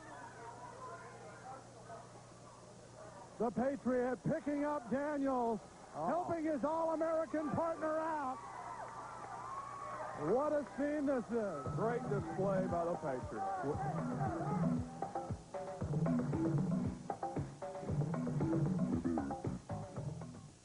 Now, there's a better cure for aromatosis. New Dr. Scholl's Super Odor Attackers with a superior odor trapping system proven best at fighting odor. New Super Odor Attackers, only from Dr. Scholl's. It takes desire and dedication to break out of the mold of an average body. General Nutrition Centers can help you break the mold with Joe Weider's Victory Mass Kit with 4 nutrient-dense supplements to help max your tough workout. An $85 value, now only $49.99. Joe Weider's Victory, the choice of champions. GNC, the authority in sports nutrition products. It was once thought impossible, but then you saw it happen. The Chicago Bulls won it all. Call this toll-free number now and enjoy the Bulls' rise to glory on this amazing video, Learning to Fly, free with your paid subscription to Sports Illustrated. Your free video not only gives you all the thrills of the playoffs, it shows you what it took to get there. The years of frustration before the pieces fit and the tables turned. The Pepperdew Jam! It's a high-flying 50 minutes that you won't want to miss. Free from Sports Illustrated. Call now to subscribe or renew. Get your free video and 30 issues of SI for only $1.49 per issue. A savings of 50% off the cover price. For faster delivery, use your credit card. Plus, you get the big football previews and the 92 swimsuit issues. Now that they've learned to fly, they are a team to treasure. Champions to cherish forever. Catch the next flight in Sports Illustrated. Call now. At a combined weight of 498 pounds, the Cuban Assassin and El Cubano. The Cuban Assassin teaming up with El Cubano in the Tag Team Championship Tournament. Their opponent At a combined weight of 600 pounds, the Renegade Warriors. Mark and Chris Youngblood, the Renegade Warriors, getting set to battle the team from Cuba. And look at the Renegade Warriors. They certainly have been around a long time. They're veterans in the ring, and they are an exciting team to watch with very colorful outfits now. The Youngblood named synonymous with tag team wrestling. Absolutely. Tag team wrestling, the Youngbloods, their late brother Jay Youngblood. a former NWA World Tag Team Champion with Ricky the Dragon Steamboat back in 1983. And Mark and Chris now taking that Youngblood name to higher level as the Renegade Warriors. The Cuban Assassin not too happy as Mark will start off the action for the Renegade Warriors from the land of enchantment. Collar and elbow tie-up, the Cuban Assassin with a wrestling move. Oh, please. That was an interesting maneuver there by the Cuban Assassin. I don't think they teach you that in wrestling school. Maybe in wrestling schools in Cuba. Well, once again, as we have seen in weeks past, the Cuban Assassin sometimes doesn't know when not to make fun of your opponent. He doesn't know much of anything, to be honest with you. Good look at Chris Youngblood there. The youngest of the Youngbloods. Arm drag by Mark. 2 times the Assassin goes down. El Cubano takes a few rides on the Renegade train. And the Warriors doing well. The Warriors have been laying mighty low since their very intense feud with Barry Windham and Arn Anderson. They are back now and better than ever and going for the GWF Tag Team title in this Tag Team Tournament here on Supercard. Facing off the Assassin with the advantage on Mark Youngblood. Fighting his way to his feet is Mark. And the Assassin crying for mercy. Uh-oh. 10-finger sandwich. At the mayonnaise. I knew where that was going. I don't know if the Assassin knew where that was going. He was just worried about how it came out. Just a little finger food before the real party gets started.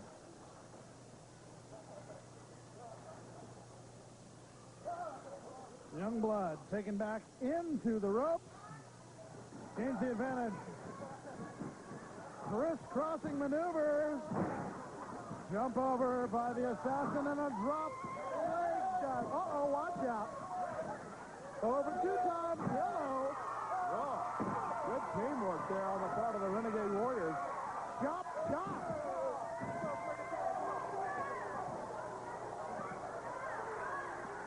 The Assassin over in the corner, wrong corner. There's a tag for you. There's another one. Not the kind he wanted. Into the ring comes Chris. Double tomahawk chop. Rake of the eyes. And the Assassin making about as much noise as Monica Seles would have if she was at Wimbledon. Wow, that's a lot. Full Nelson into a suplex on El Cubano. Excellently executed by Chris Youngblood.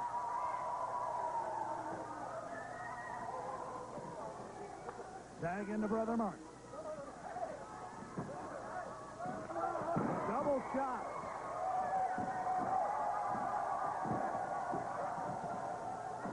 The Renegade Warriors.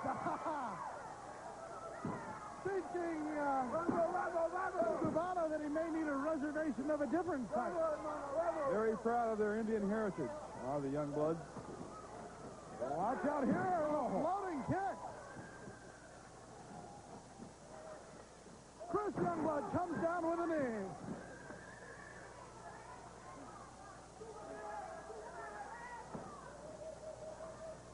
Chris Youngblood sending El Cubano chop right across the throat. Long line of very popular, very successful Indian wrestlers in professional wrestling. Chief Jay Strongbow, Chief Wahoo McDaniel. But I've never seen a move like that. Look at this, drop him down. I think El Cubano may have a siesta. No, he got up. I didn't see any way for him to get up from that. Gives the big man credit. Mark Youngblood, the Renegade Warrior, in the ring, goes for the cover. Count of 2 by referee James Beard. Watch it, Dos Sagrada on El Cubano. The maneuvers by the Warriors. There's that double. Tomahawk chop comes off. Watch out for the assassin from behind. He had his fill of the actions of the Warriors. They were really putting it to El Cubano. A Cuban assassin could not handle it. Came in, interfered, sent right back out to his place. Drop kick. As Cubano was off. Balance as he tried to avoid that drop kick. Couldn't quite do it. In the corner of the ring, watch out. Hello. Would you like to take a look at these lovely moccasins? Now, do you have that in a 7.5? Good night. I'm surprised El Cubano is still conscious after that. Rear chinlock being applied by Mark Youngblood on El Cubano. He's going to need a siesta after this. He may not have a choice. He may have one of those forced siestas. Here goes the Chris. fourth. Yeah! Have a seat. Cubano. Goodness. Renegade Warriors being awfully vicious in there with Cubano. They are really putting it to this masked man in there. The leg scissors being applied by Chris Youngblood. Rolls out of it. Tags to Brother Mark. And the elbow right into the sternum.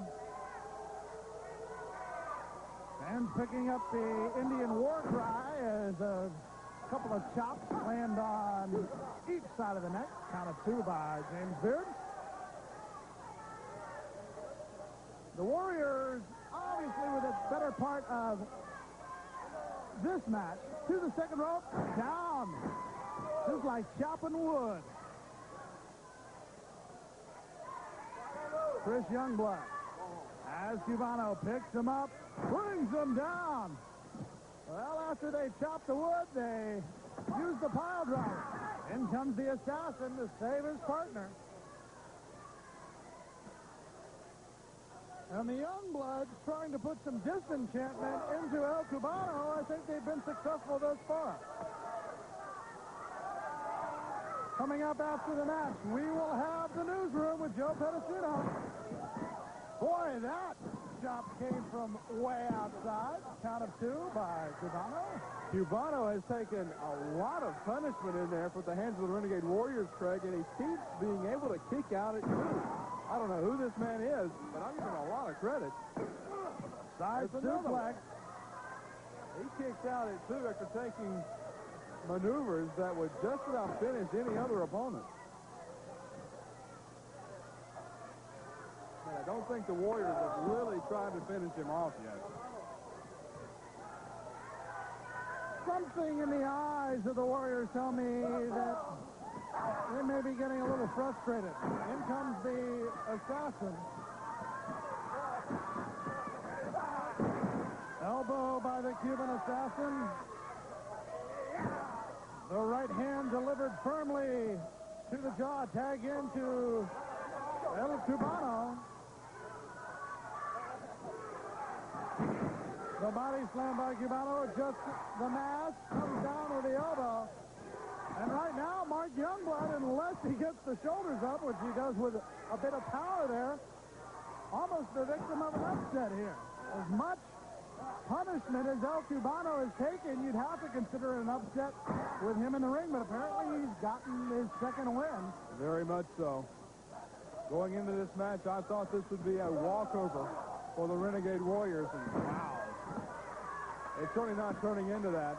Cuban teams have never done well in professional wrestling. I don't know how much Fidel Castro allows professional wrestling in Cuba. But the Warriors trying to take the Cubans to task here. Reversal by El Cubano. Looks like a backslide. Gets him up in the backslide. Spins him around. He's wide open and down from above the double chop on El Cubano. That's got to do it. Hasta la vista, baby.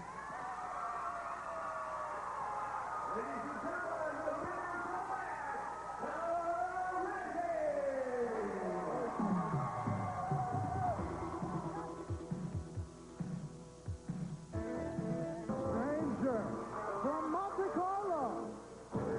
Stephen Dane from Fort Worth, Texas. Their cultures may be worlds apart, but the ladies love these two. They certainly do. The handsome stranger rapidly becoming one of the favorites here in the GWF. And there you see why. The stranger sending a lovely young lady there, a rose and a kiss on the hand. The masked one from the French Riviera in Monte Carlo. But they will have to take on the cartel's newest team. And it's a fine weight of 478 pounds. Scott Anthony and Rip Rogers. Scott Anthony, formerly known as Scotty the Body, but he wanted us to know his reputation as the Palm Beach Heartthrob, joining up with the pride of Seymour, Indiana, hustler Rip Rogers. I don't know that Seymour, Indiana is very proud of him, but Scott Anthony and Rip Rogers representing the cartel at the behest of the boss, who we still don't know. Oh, no. First thing in town. Listen to my lines because I'm going to throw down. You don't like me, you feel kind of froggy, or jump in my face, and I'll leave you groggy. I'm the king in the ring with a belt, not a crown. And when I'm in the spotlight, I'm the toughest thing around. You ever had to face me? You'll soon be leaving town because weebles wobble, but I don't fall down. Well, welcome to Soul Train? I don't know. He's a poet and doesn't realize it. Well, the handsome stranger not too impressed by the rap of Scott Anthony, the Palm Beach Heartthrob.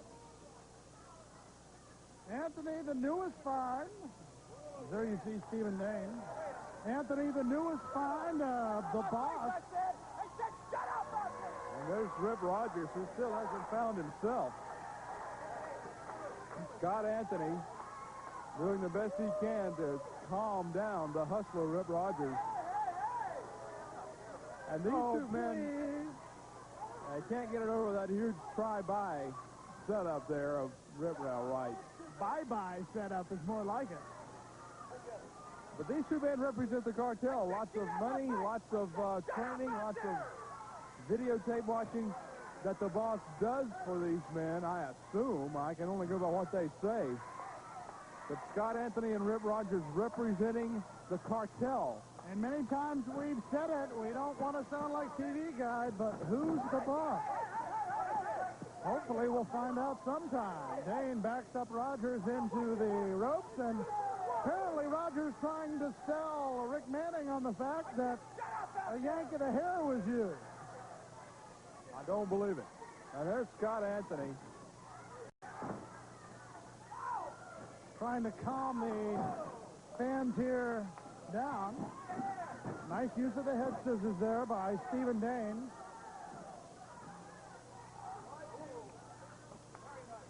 Reversed into the double leg lock. Now into the front face lock and reversed very nicely into the hammerlock by Stephen Dane. Now going to work on the bicep that had so much trouble getting out of the ring jacket. Craig, only two positions remain in the GWF Tag Team Tournament into the second round, I should say. The winner of this match will be one of those two teams. Dane with a leapfrog. Gets the Hustler with a drop kick. Hustler says, no, I don't want to go in that corner. Let me try this one. And Dane catches him with the arm drag. Scott Anthony tries to get in. And did I hear a tag? Yeah, I heard it. I got it, yeah. We heard it, ref. I think the stranger and Dane may have gotten away with that one, but the fans here at the Global Dome will allow them that discretion. Oh, boy. Rogers misses with a shoulder block. The Stranger over with the arm drag, and now goes to work on the arm. Anthony back in, and in comes Dane. Rogers, who can sell a used car to many people, hasn't been able to sell the fact that they haven't been using tags, and Scott Anthony quite upset. Well, Scott Anthony's used to having his way just about with anybody in any place he wants, but referee Rick Manning will not let Scott Anthony into the ring just to make his presence felt. There's a look at the handsome Stranger, tag team partner of that man right there, Stephen Dane. And there's a look at the not-so-handsome Hustler. That name's too long to put on the marquee, I think. Tag into the Stranger from the French Riviera. Twisting the arm of the Hustler, reversal by Rogers, and now we'll get to see the moves of the Palm Beach Heartthrob. Oh, my! He took one look at the Stranger and said, I need to take a break. He's wondering what's going on. Boys. I bet. The chance of Stranger ringing out through the Global Dome. And the Stranger being written up in the tabloids here recently, squiring around the recently widowed Princess Caroline of Monaco, I understand. Well, I'm surprised he found the time nor the patience to come back to the United States to appear here in the GWF. I'm glad he did, but if I had Princess Caroline waiting on me, I'd stay home. The chop of the Hustler. A reversal by the Stranger, who shows he can lay out the chop, too. Tosses him over, gets the drop kick. The romantic one with a clothesline, and oh, that hurt. Oh, the old double beard pull. Nothing like it. Wasn't that in the Pro Wrestling Illustrated Top 10 finishing hold? Yeah, it ought to be. It finished me. I don't even have a beard. Anthony holds onto the ropes and takes 5 while the Stranger waits in the ring. Now talk about the two opposite ends of the spectrum. The handsome Stranger, the romantic from Monte Carlo, and a man who claims to be the heartthrob from Palm Beach. Double teaming by the Cartel. Quick kick right into the midsection by Scott Anthony. Followed up with a few forearms to the side. Anthony with a kick that hits the back of the head, then the shoulder. Double arm suplex. Anthony rolls him up. Out of 2. Tag in to Rip. The Cartel members working very well together. One of 2 teams sent in by the boss. Give me your foot, move! Rogers uses the boot of Anthony to put some marks on the Stranger. The Stranger sent across, missing with the elbow as Anthony. Over the top rope comes Stephen Dane. Nails Anthony with a clothesline. Takes Rip Rogers out. Whoa. You could hear that big right hand all the way up there where we are, Craig. That thing really made contact. There's a boot to the face of Scott Anthony and a neck breaker. Anthony better watch it or he's going to find himself on the wrong end of a 3 count. The newest member of the Cartel having his problems as Rogers, one of the original members, comes in for the save. Anthony over the sunset flip, and the Stranger taking care of business on the other side. All 4 men in the ring. And a meeting of the Cartel. This one not scheduled. The Stranger and Dane with a double drop kick. The Stranger outside taking care of Rogers. Inside, it's Dane against Anthony. Dane on the middle rope. Anthony takes Dane, picks him up, has his feet on the ropes, and gets the count of 3. Straight from the mouth of the boss, guaranteed.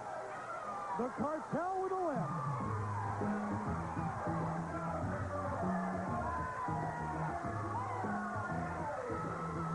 Pedicino talks with the handsome stranger again. Bonnie Blackstone has the fans answer. And the final spot of the tournament will be determined when we return. In Kingwood, Buick is back in the Kingwood-Humble community at Powell Pontiac Buick GMC trucks, featuring premium American motor cars such as the Buick LeSabre, the Regal sedan, the Century, and the all-new Park Avenue. Powell has the car for you. For convenient, excellent service on your Buick, see Powell today. We're proud to be your new Buick dealer. We're conveniently located between Kingwood and Humble on Highway 59. What do all these cars have in common? Window tinting by Paladin Auto Specialties. Window tinting enhances your car's appearance and keeps it cooler. Let us help you pick the shade that's best for you. We also offer sunroof installation, stone-damaged windshield repair, and commercial tinting. All installations are done by experienced technicians and meet state laws. Come see us for a free estimate. Paladin is in the Humble Business Park, directly across from Papa's front door. Wrestling fans, I am here with one of the most mysterious wrestlers in the Global Wrestling Federation. He is known as the Handsome Stranger, and he has a very unique entrance to the ring. He goes around and he finds ladies and gives them roses, kisses their hands, and I am told he is one of the most romantic men in all of wrestling. But, Stranger, they all want to know one thing, and that is, when will we see you without the mask? Well, Joe, I've told you once before, I'm saving that for a very special occasion. I'm saving that for my wedding night. There's so many beautiful women throughout GWF and throughout the world. I'm just waiting for that one special one. Well, you know, they tell me you're getting all kinds of invitations and you're getting all kinds of letters. I understand that recently in some of your matches, there have even been some hotel keys thrown into the ring. You were a gentleman. You came back and handed them back and said you were sorry, but not now. I'm the gentleman that I am. I take care of all my women. I don't have just one. I love all the women. He loves all the women of the GWF and around the world. He is known as the Handsome Stranger. Answering some of our fans' questions here in the Global Dome, Bonnie Blackstone back with the Dirty Davis brothers. Chris was out here a little earlier. He asked why Tom is finally admitting to being your brother, Mike. You know, Bonnie, sometimes when you start out on a new career, you just don't want to live off of Big Brother and what Big Brother does. So little Tom has made it on his own now, and the Dirty Davis brothers are coming to Global, and we're going to come kick butt, right, Tommy? That is the Dirty Davis brothers. Check it out, Dirty and Davis. Davis and Dirty, back and forth, baby. Me and him together in the Global Federation as a team right now. Brothers, only backup brothers. Watch out. You know something? We don't look alike, we don't talk alike, but one thing we do is we kick alike. You heard it here from the Dirty Davis brothers, and I guess you can see now why they pride themselves at being known as Dirty. I watched what I ate, worked out on my Easy Glider, and lost 75 pounds. This is actual footage of Zeke's home video showing his dramatic weight loss. All across America, people have found that 20 minutes every other day works to firm all major muscle groups and helps to lose weight aerobically. I'm using my arms, my shoulder, my back, my tummy, my thighs, my legs. I get it all. Dual resistance allows you to adjust tension for both legs and upper body. I have tried bike, jogging, even racquetball, and Easy Glider is definitely the best. And this Hansen unit folds down quickly for easy storage. Call toll-free like I did to shape up and slim down with Easy Glider. Call toll-free 1-800-423-1200. We'll bill your credit card 3 easy payments of $19.95 each. You get a full 60-day home trial with a money-back guarantee. The total price, $59.85 plus $9 shipping and handling. Call now, 1-800-423-1200. The bat of Darryl Strawberry is beginning to heat up as he powers the front-running Dodgers. Barry Larkin leads the chase as the Reds try to run them down. The Dodgers meet the Reds on ESPN's Wednesday Night Baseball.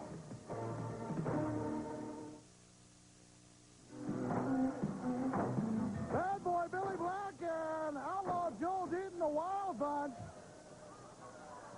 being attacked by the Nightmares. And Billy Black. Oh, the knee. Billy Black went right into the turnbuckle, knee first, and I think Billy Black may have done some real damage to that right knee. The Nightmares replacing the team of Iceman King Parsons and the Hammer who were up in Missouri, Iceman's hometown, and apparently missed the plane to get down to the Global Dome for their chance at the championship. Wow. They blew it. Probably putting a new paint job on his Rudy Pooch stick. So the Nightmares getting the opportunity. As I guess that's Nightmare number 2, if we've been told correctly. We'll tag into number 1 and bad boy Billy Black, who missed with that flying knee earlier, is now getting punished by the Nightmares. The fans really not knowing who to cheer for in this match as both teams come from that wrong side of the track, as it were, Craig. They probably just want to see them beat each other almost flat to death. Whoa, that would come close to doing it for me. Right into the midsection. And Black is going to have to watch that knee. I tell you, he went knee first into that turnbuckle. And get a look at the bad boy Billy Black. He's really favoring that right knee. Well, what do you call that? A hip shot to the head. And the clothesline does its work there. Rolling over with one bad wheel, tags into the outlaw Joe Deaton, and the healthier Deaton goes to work on Nightmare number 1. Gets the elbow to send him down. Now we'll pull him out into the middle of the ring. Boston Crab. Nightmare number 2 comes in and is able to break the hold of the outlaw, one half of the Wild Bunch. Knee lift by Nightmare number 1. Number 2 sends him down. I don't know why wrestlers just like being called number 1 and number 2. These two gentlemen, obviously with a identity crisis. Well, maybe they know one from each other. It's kind of easy to tell with the Nightmares because of their outfits. Maybe they did that for our benefit. I don't know. Competition committee may have said in a tag team championship tournament, we need to make sure which one is which. I know down in Georgia you've had your trouble with the Avengers. Oh, the Avengers have pulled that stunt in Georgia before, Craig, and maybe the Global Wrestling Federation, of which Georgia All-Star Wrestling is a member, got wind of the actions down in Georgia and made the ruling that masked tag teams have to have some sort of delineation in their ring attire to where you can tell one from the other. Deaton follows the Nightmare and gives him a bad cream. Nightmare number 2 keeps his partner from being pinned. Deaton complaining to Sean O'Brien. Goes in for the side headlock. This to fill the final spot. Going into round number 2. The winner of this match will go in to face Rip Rogers and Scott Anthony. One of the 2 cartel teams in round number 2. Joel Deaton, Billy Black, we've spoken of their prowess in Japan before. Very successful. Matter of fact, they come into the Global Wrestling Federation Tag Team Tournament fresh off the plane, from what I understand, from Tokyo. Joel Deaton and Billy Black, the current Georgia All-Star Wrestling Tag Team Champions, also the All-Asian Tag Team Champions, would certainly love to add the Global Wrestling Federation Tag Team Championship belts to their mantle. Going up and down. Sunset flip almost sends one of the Wild Bunch down.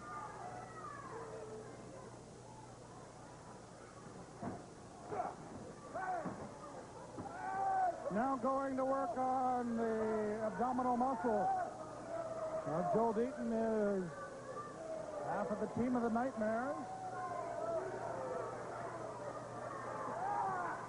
Now adding a little tap to the belly, if you will. Does that help at all? I don't know. Only if you haven't had dinner. Speaking of that, well, this is Nightmare number 2 in there with Joel Deaton. There's a look at the bad boy, Billy Black, nursing a injured right knee that happened just as this match got started. and the multi-championship team of the Wild Bunch, Deaton and Black, are having their problems with the Nightmares. Small package. Getting a count of 2 by Sean O'Brien. And in comes the bad boy. Remember, he's nursing that hurt knee. But apparently doesn't seem to be affecting him too much as he says, hey, I'm ready for both of you. Brings him in, sends him over to his own corner. And now, one of the Nightmares is in the land of the Wild Bunch. Deaton sends the Nightmare in, sends him up and over. A little something extra for number 2 over there. Dispatches him nicely. Deaton wraps up the arm, pulls him over. Put in the rope by Nightmare number 1.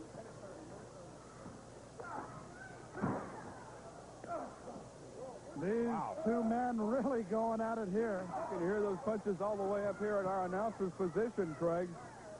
And it hurts just to hear it. I imagine what it feels like to be on the receiving end of those punches from the Nightmare number 1.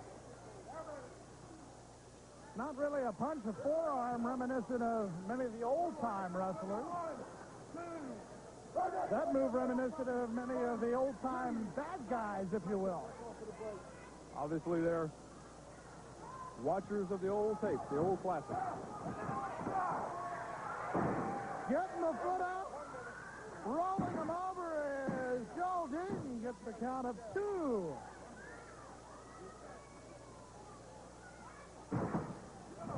There's the rollover. But in for the save that time, the bad boy, Billy Black. And for all of Billy Black's prowess in the ring, all of the training, all of the learning at the hands of the Japanese wrestlers, that bad will get you every time. Watch out! Bulldog brings him down. That's got to be it. I think you're right. Gentlemen, your winners, Outlaws, Joe Deaton and Bad Boy Billy Black. All the positions now filled for round number 2. We'll be back to talk to the cartel when we return. These guys did not win anything, and they've been there in the second round. Scott Hudson is standing by at the interview set. Let's go to him now. Scott?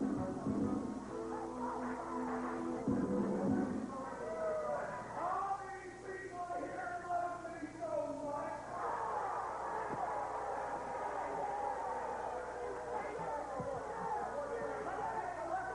Let's take a look at the bodies of the 90s.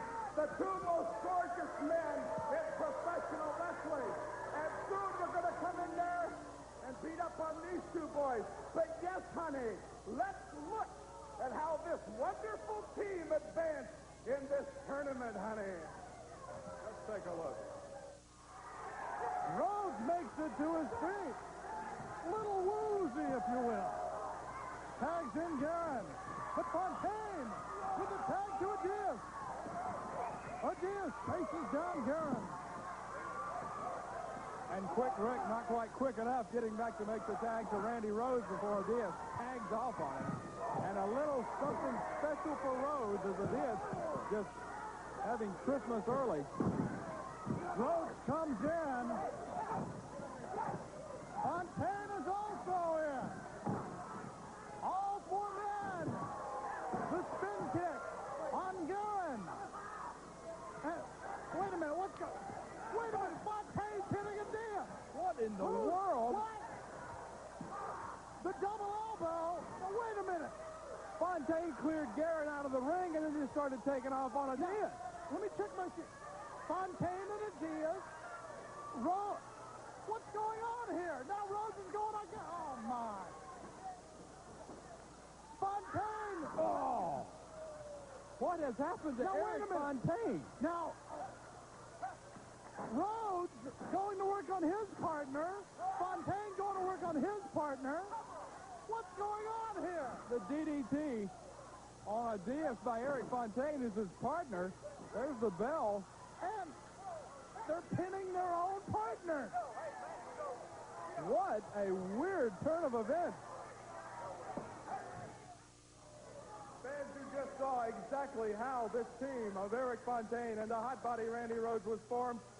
And Christopher Love thinks this team is going to advance in the tournament. But I've got news for you, Christopher Love. Before we started this interview segment, I spoke with GWF Interim Commissioner Max Andrews. These two men, because of what happened, will not advance in the tournament. I'm sorry. Wrong, big dog! They will not Wrong! Wrong, honey! You're not going to get away with this! You're saying they can't compete? They will not advance in the tournament. tournament. Oh, no, honey! This ain't going to happen! You mind your own business! This ain't going to happen, honey! I'm going to sue the Overstreet family! I'm going to sue the Lindsay family! Max Andrews, you're going to jail! No, Next was a case, no pedicino! No. I'm going to sue you all! I'm going to sue you! There's no way! We're going to win these tag team divisions! You're not going to throw us out of this tournament! Bad. I hate you! I hate everybody! I hate all of you! Fans, regardless, Hot Body Rhodes and Eric Fontaine will not advance. Let's go back to the ring. Well, in the ring, there you see the raised hands of the cartel team of Cactus Jack and Muckin' Sig, the easiest match anyone has had in the tournament, as you can see right there. Christopher Love. Well, that's not Christopher Love, no doubt about it, but there you see the team of the bodies of the 90s. Give me a break.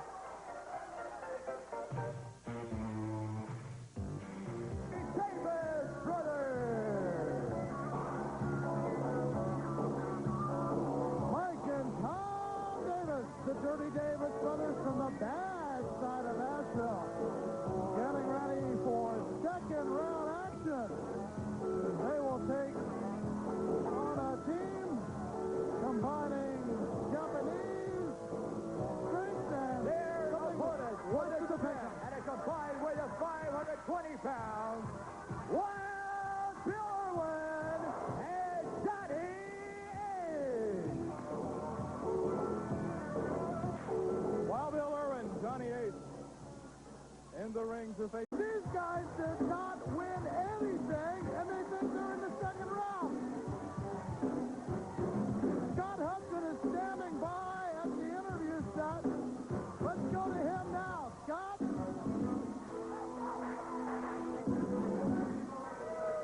All these people here love me so much.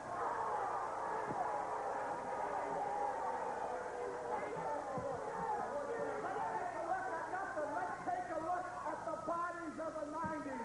The two most gorgeous men in professional wrestling. And soon we're going to come in there and beat up on these two boys.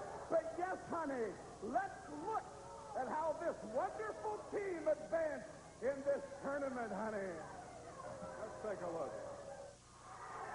Rhodes makes it to his feet. Little woozy, if you will. Tags in Garin. But Fontaine with the tag to Adias. Adias chases down Garin. And quick Rick, not quite quick enough, getting back to make the tag to Randy Rhodes before Adias tags off on him. And a little something special for Rhodes as Adias just having Christmas early. Rhodes comes in. Fontaine is also in. All four men. The spin kick on Garin. Wait a minute, what's going? Wait a minute, Fontaine's hitting Adias. What in the world? What? The double elbow. Now, wait a minute.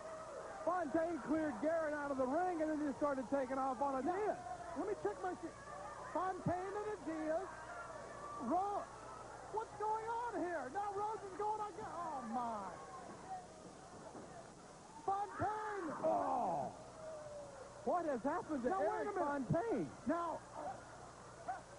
Rhodes going to work on his partner. Fontaine going to work on his partner. What's going on here? The DDT on Adias by Eric Fontaine is his partner. There's the bell. And they're pinning their own partner. What a weird turn of events. Fans who just saw exactly how this team of Eric Fontaine and the hot body Randy Rhodes was formed. And Christopher Love thinks this team is going to advance in the tournament. But I've got news for you, Christopher Love. Before we started this interview segment, I spoke with GWF Interim Commissioner Max Andrews. These two men, because of what happened, will not advance in the tournament. I'm sorry. Wrong, Big Dog! They will not Wrong! Wrong, honey! You're not going to get away with this! You're saying they can't compete? They will not advance in the tournament. tournament. Oh, no, honey! This ain't going to happen! You mind your own business! This ain't going to happen, honey! I'm going to sue the Overstreet family! I'm going to sue the Lindsay family! Max Andrews, you're going to jail! No, that closet case, no pedicino! No. I'm going to sue you all! I'm going to sue you! There's no way! We're going to win these tag team divisions! You're not going to throw us out of this tournament! Fans, I hate you! I hate everybody! I hate all of you! Fans, regardless, Hot Body Rhodes and Eric Fontaine will not advance. Let's go back to the ring. Well, in the ring, there you see the raised hands of the cartel team of Cactus Jack and Muckin Sig, the easiest match anyone has had in the tournament, as you can see right there. Christopher Love. Well, that's not Christopher Love, no doubt about it, but there you see the team of the bodies of the 90s. Give me a break.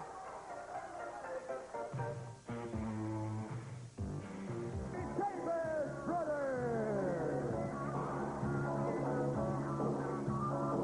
Mike and Tom Davis, the Dirty Davis Brothers from the bad side of Nashville, getting ready for second round action. They will take on a team combining Japanese strength and their opponent with a pickup and a combined weight of 520 pounds. Wild Bill Irwin and Johnny Ace.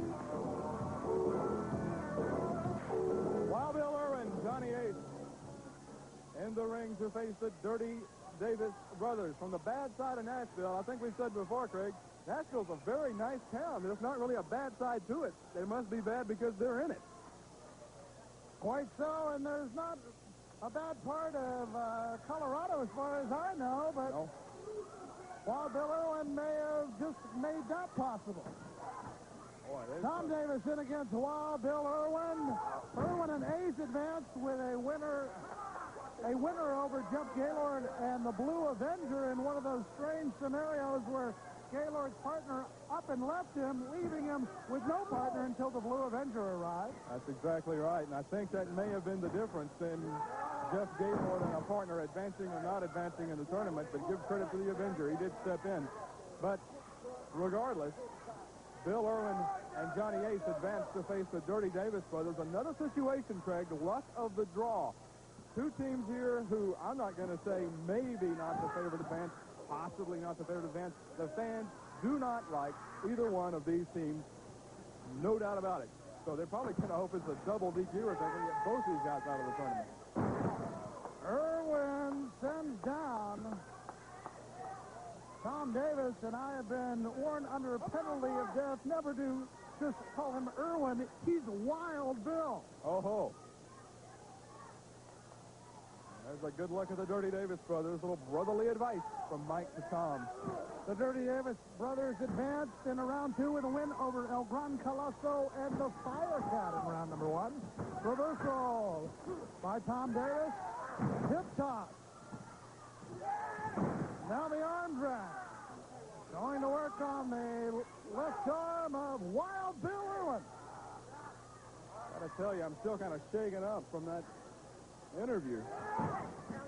It's kind of like shooting the messenger, you know. I'm just passing the word along. I have to give him Max Andrews' own phone number, but boy, howdy, I just kind of had to deliver the message, you know.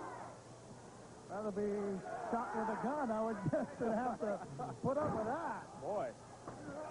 Here's Mike Davis going up against Johnny Ace. Ace with a height advantage. And apparently the hair disadvantage. Oh. I've never had to worry much about that. That's very true. We'll rub it in. Somebody who obviously is not a member of the Hair Club for Men right there, Tom Davis. Davis, who masters the art of submission wrestling. And apparently he and Brother Mike into some dirty tactics. Oh. Johnny Ace with a chop. Follows it up with an elbow, but Davis out of the way. And once again, going back to work on the left arm. You're very familiar with the kind of wrestling. Well, this kind of wrestling, a lot of people are familiar with. Very familiar with that. But also Tom Davis, the brother of that man, not the brother of that man. That's Bill Irwin. But Mike Davis's brother, Tom Davis, a connoisseur, that man right there, a connoisseur of the Sambo UWF type wrestling in Japan. That's the kind where you go to work on one body part and you make sure it doesn't work at the end. And that's exactly what they're trying to do. See Johnny, and don't look now, here's Bill Irwin. Wow, taking advantage of that. The Dirty Davis brothers. Interesting here, Craig, in that neither one of these teams really cares one iota about the official. If he's there, fine. If he's not, fine. He's just there to count the 3 count and nothing else. Interesting to see how the middle game is played between these two teams with official Rick Manning. Pressure on the shoulder, and now the elbow. Ace with a few kicks trying to get himself out of the situation, and now he's going to go to work on the arm. Reversal by Mike Davis. Ace pulled over, and back to work on the left arm.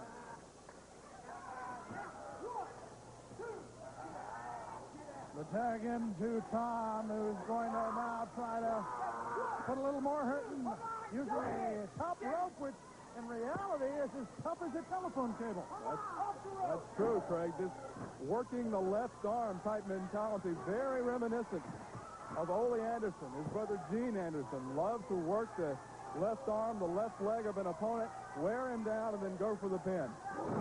So the brothers Davis taking after the brothers Anderson. And over the top rope goes Brother Tom. While Irwin distracts the official, outside of the ring, Ace goes to work on Tom Davis. Inside the ring, while Bill and Mike Davis face off. Give credit to referee Rick Manning, restoring order here. Very little in the way of out-of-the-ring activity. When all signs were pointing to out of order. Absolutely. Possibly out of order there is Tom Davis. His back is taking a hurting. Wild Bill. Instead of sending him over the top rope, sends him into the top rope. Right across the throat. And that's a good analogy you made, Craig. These ring ropes are not springy, elastic bungee cord type things. They are about like a telephone cable. Whoa! Well, that was a bad connection.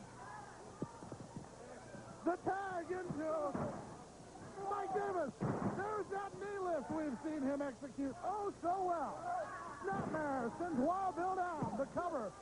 Only one, maybe 1.5, although the count of 2 was counted by Rick Manning. Although I think that was more momentum taking the number 2 down. Momentum is everything in wrestling. Now trying to wear down his opponent is Mike Davis. On Wild Bill Irwin. Winner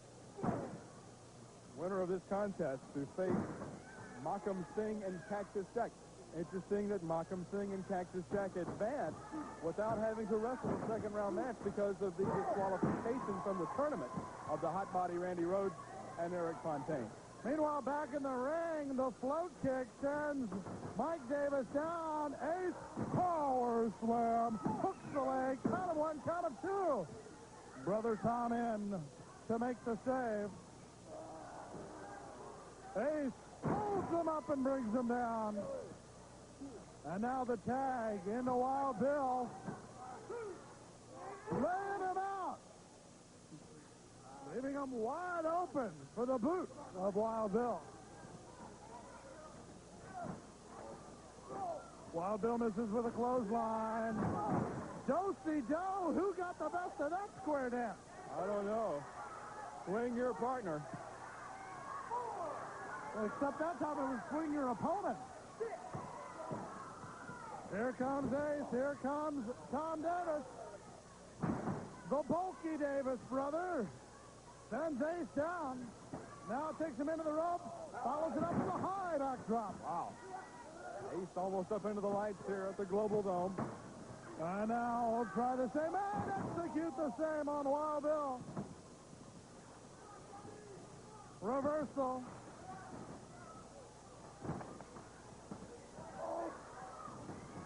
Rolling him up. Count of two. Oh, the whip comes in.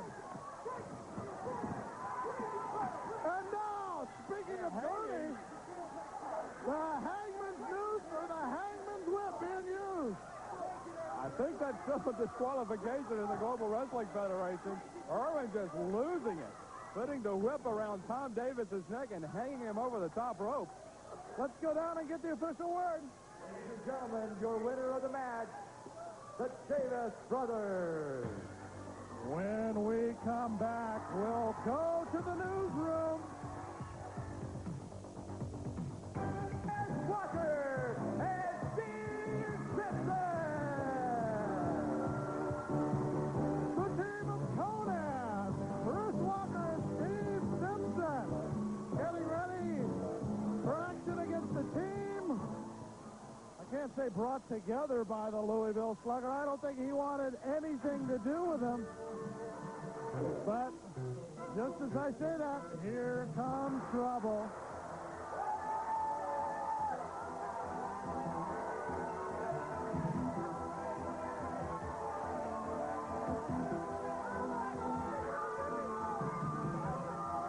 Sweet Stan Lane, the Louisville Slugger, and Steve Cox. But as usual, we have to go through the formalities of a few ring introductions. How does it feel for all you stinking rednecks to finally be looking at some wrestling talent, huh? Ladies and gentlemen, here he is. He's every mother's nightmare and every schoolgirl's dream. The gangster of love, Sweet Stan Lane. Oh, and how about a nice warm welcome for his partner, Steve Cox here.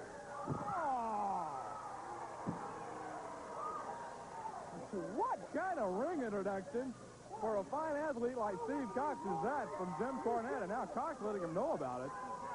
Gives the big send-up to Stan Lane like he's the second coming, and Steve Cox gets butched off like he's, ain't Biddy from out of town. Well, those two guys may be liked it by Aunt Biddy from out of town. The team of Steve Simpson and Conan Chris Walker. I bet you got lice in that. I bet you got lice in that hair. Hey. Cornette with a few words for Conan Chris. Oh, please. It's hard to tell Chris Walker and Stan Lane apart. Yes, far apart as they are. It's hard to tell Jim Cornette and Rush Limbaugh apart. You know how he is.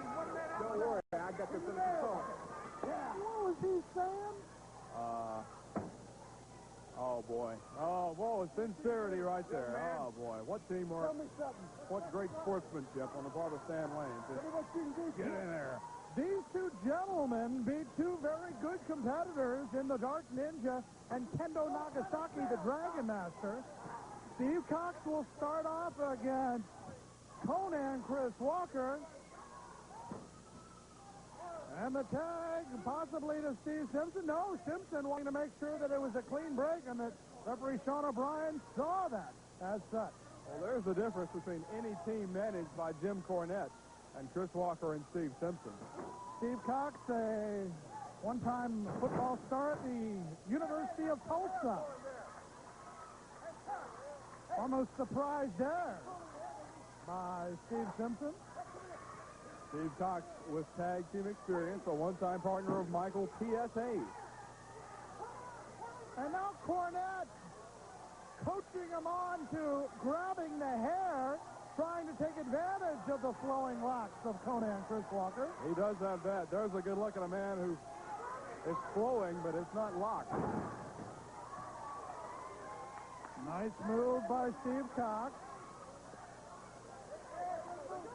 who has held a tag team title or two in his own day.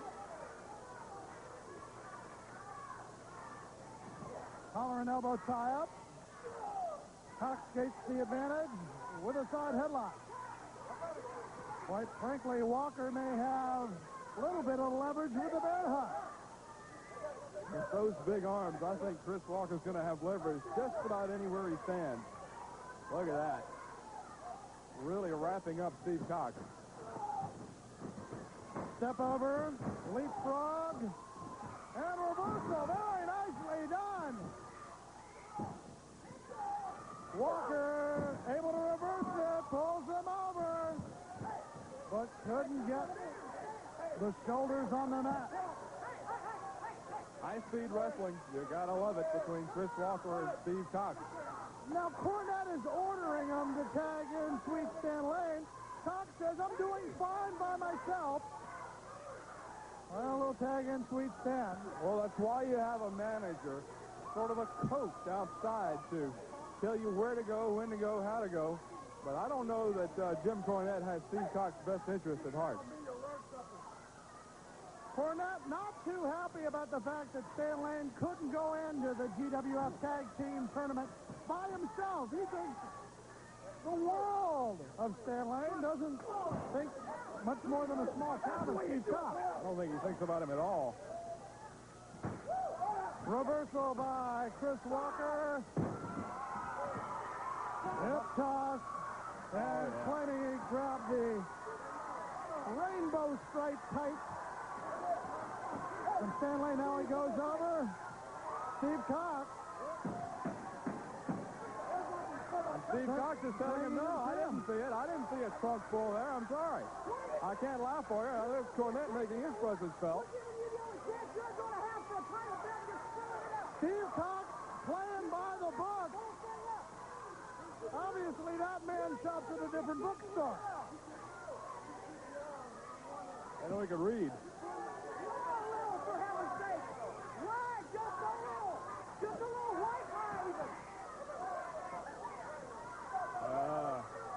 The tag in as we get our first look in this match.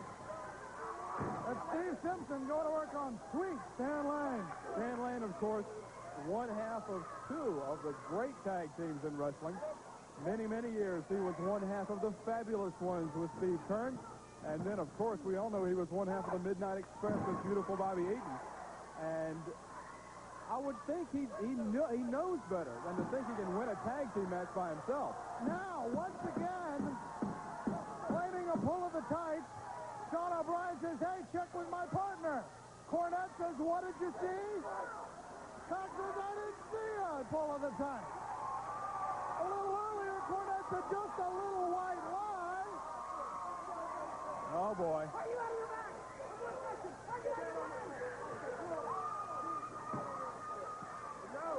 The mouth that roared is roaring in Mr. Cox. And look at Cornette just really having a fit down there. He has ripped off. In the ring, Simpson ready for action against Sweet Stan Lane. Walker and Simpson into round number 2 after the win over John Tatum and the California Stud. Sweet Stan Lane says, now I got a baby back. Rake of the eyes by Sweet Stan, the tag into Steve Cox. And Cox will go to work on the arm. What's Lane so upset about? He went to work on the arm. I think that Stan Lane wanted Steve Cox to drop an elbow, drop your odd headbutt or something on the arm of Steve Simpson, and Cox just took over the arm lock. Nice carry over there, just good chain wrestling. Didn't want to take the shortcuts. And it seems to be working well. No, go behind there by Steve Simpson. Kick out by Steve Cox. The fans going, go, Steve, go. It's almost hard to tell who they're talking about. I got a hunch it's Steve Simpson. Well, there's not enough rhythm in this to put Steve Simpson in there, or Steve Cox.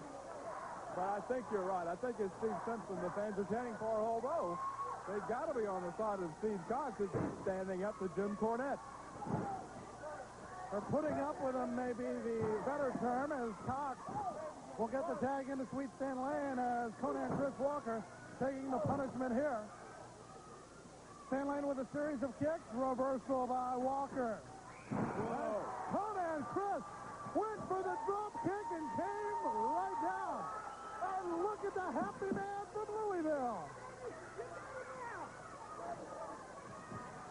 Sweet Stan Lane neck breaker sends Conan Chris Walker down to the canvas. Just watch this move, the drop kick. The spin kicks now. Now some good old garden variety punches. That hurts anybody. I don't care what kind of body you have. And now Lane has Walker draped over the rope. Cornette. Oh my! Rawhide beats the temple. The tag in to Steve Cox. Lane has him wide open, but pulls him down with the headlock. As you mentioned, good chain wrestling moves. Nothing to complain about. Well, Steve Cox has that amateur wrestling background. He's not going to pull the tights, pull the hair, despite what that man thinks. And I don't blame Steve Cox one little bit.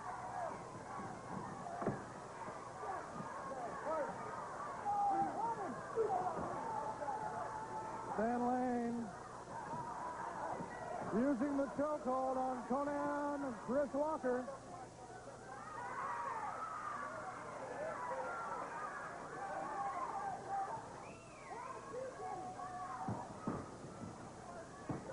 And now brings him down with a clothesline. Out of one, but that's all he gets.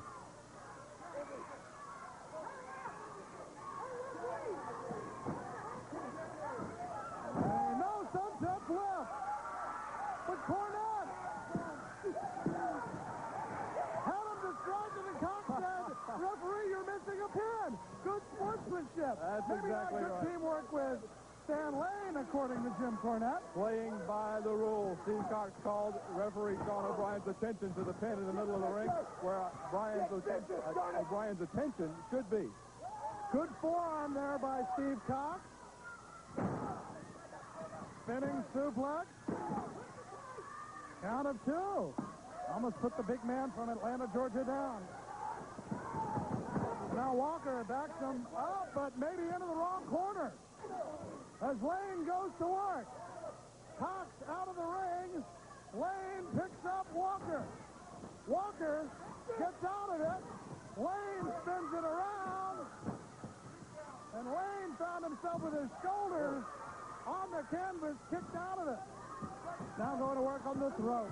Face right into the mat for Chris Walker, courtesy of that man, Stan Lane. Fans picking up the chant, go Chris, go. The abdominal stretch applied by Stan Lane. Cox looking for the tag. He wasn't looking for a tag, he was looking for something to hold on to. Provided by the tennis racket of Jim Cornette. A little extra leverage there by the Louisville Slugger, and the senior official, Sean O'Brien, catches it. Thank goodness. The tag into Steve Cox. Lane has him wide open. Cox Goes to work on the arm. And I'm sure Stan Lane meant for Steve Cox to take a shot at the open pectoralis area of Chris Walker. Strong words by Sweet Stan Lane. Steve Cox in control here. Working on the left arm of Conan, Chris Walker.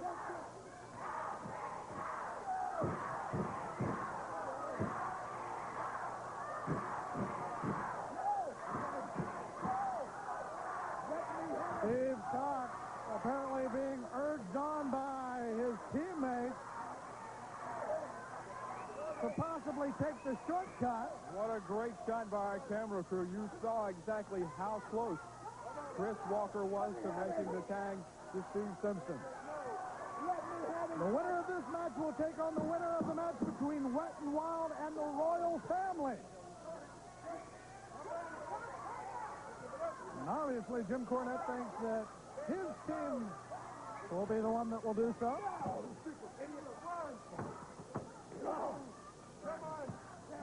Lane going to work on the eye. Cox out of the way, and right there in front of your eyes, and for that matter, Chris Walker's eyes, you saw the tactics of Sweet Stan Lane. Lane threatens the elbow and misses. Suffice to say, he telegraphed that one. Drop kick connects. Walker looking for the tag.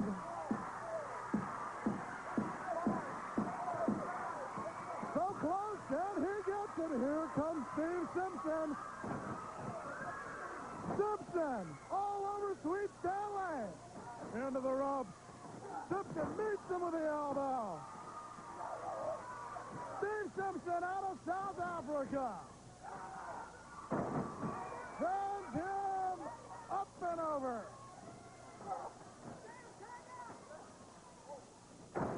Picks him up, takes him down with a body slam. Lane tags in Steve Cox. Suplex by Simpson. Count of one, count of two. Lane into the ring. Watch out for the tennis racket. Cox has a sleeper. Cornette's team may have it won. Lane has the tennis racket. The sleeper firmly in place.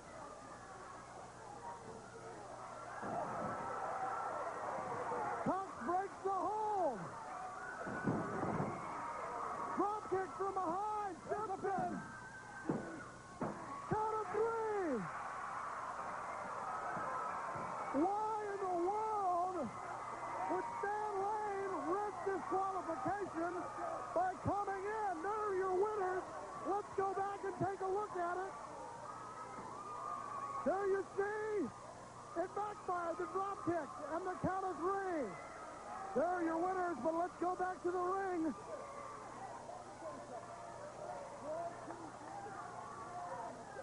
Stan Lane and Steve Cox having words, and Cox a little bit upset at the fact that he had to win. Oh! Slap by Jim Cornette. Cox has Cornette, takes it into the corner, but Lane waylays him from behind. Stan Lane going to work on Steve Cox. This was the man who was the partner who could give Lane the opportunity. And now, right into the tennis racket, oh my. And look at Cornette getting his two kicks in. Oh, that's... Lane, oh, overhead smash. Oh, got the volley onto the back. This is despicable.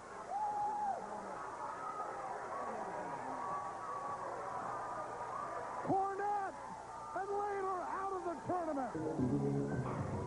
The Cartel's entry, one of two. Oh, how pompous. Hustler Rip Rogers and Scott Anthony, the Palm Beach Heartthrob. Getting ready for action.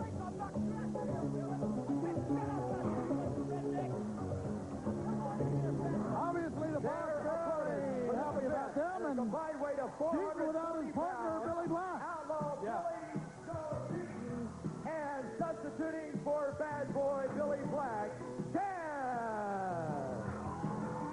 We were told before this match, Craig, in the last match that featured Billy Black and Joel Deaton, which was the first round victory over the Nightmares, we talked about and we saw how Billy Black injured his right knee. The injury was much more severe than we first thought.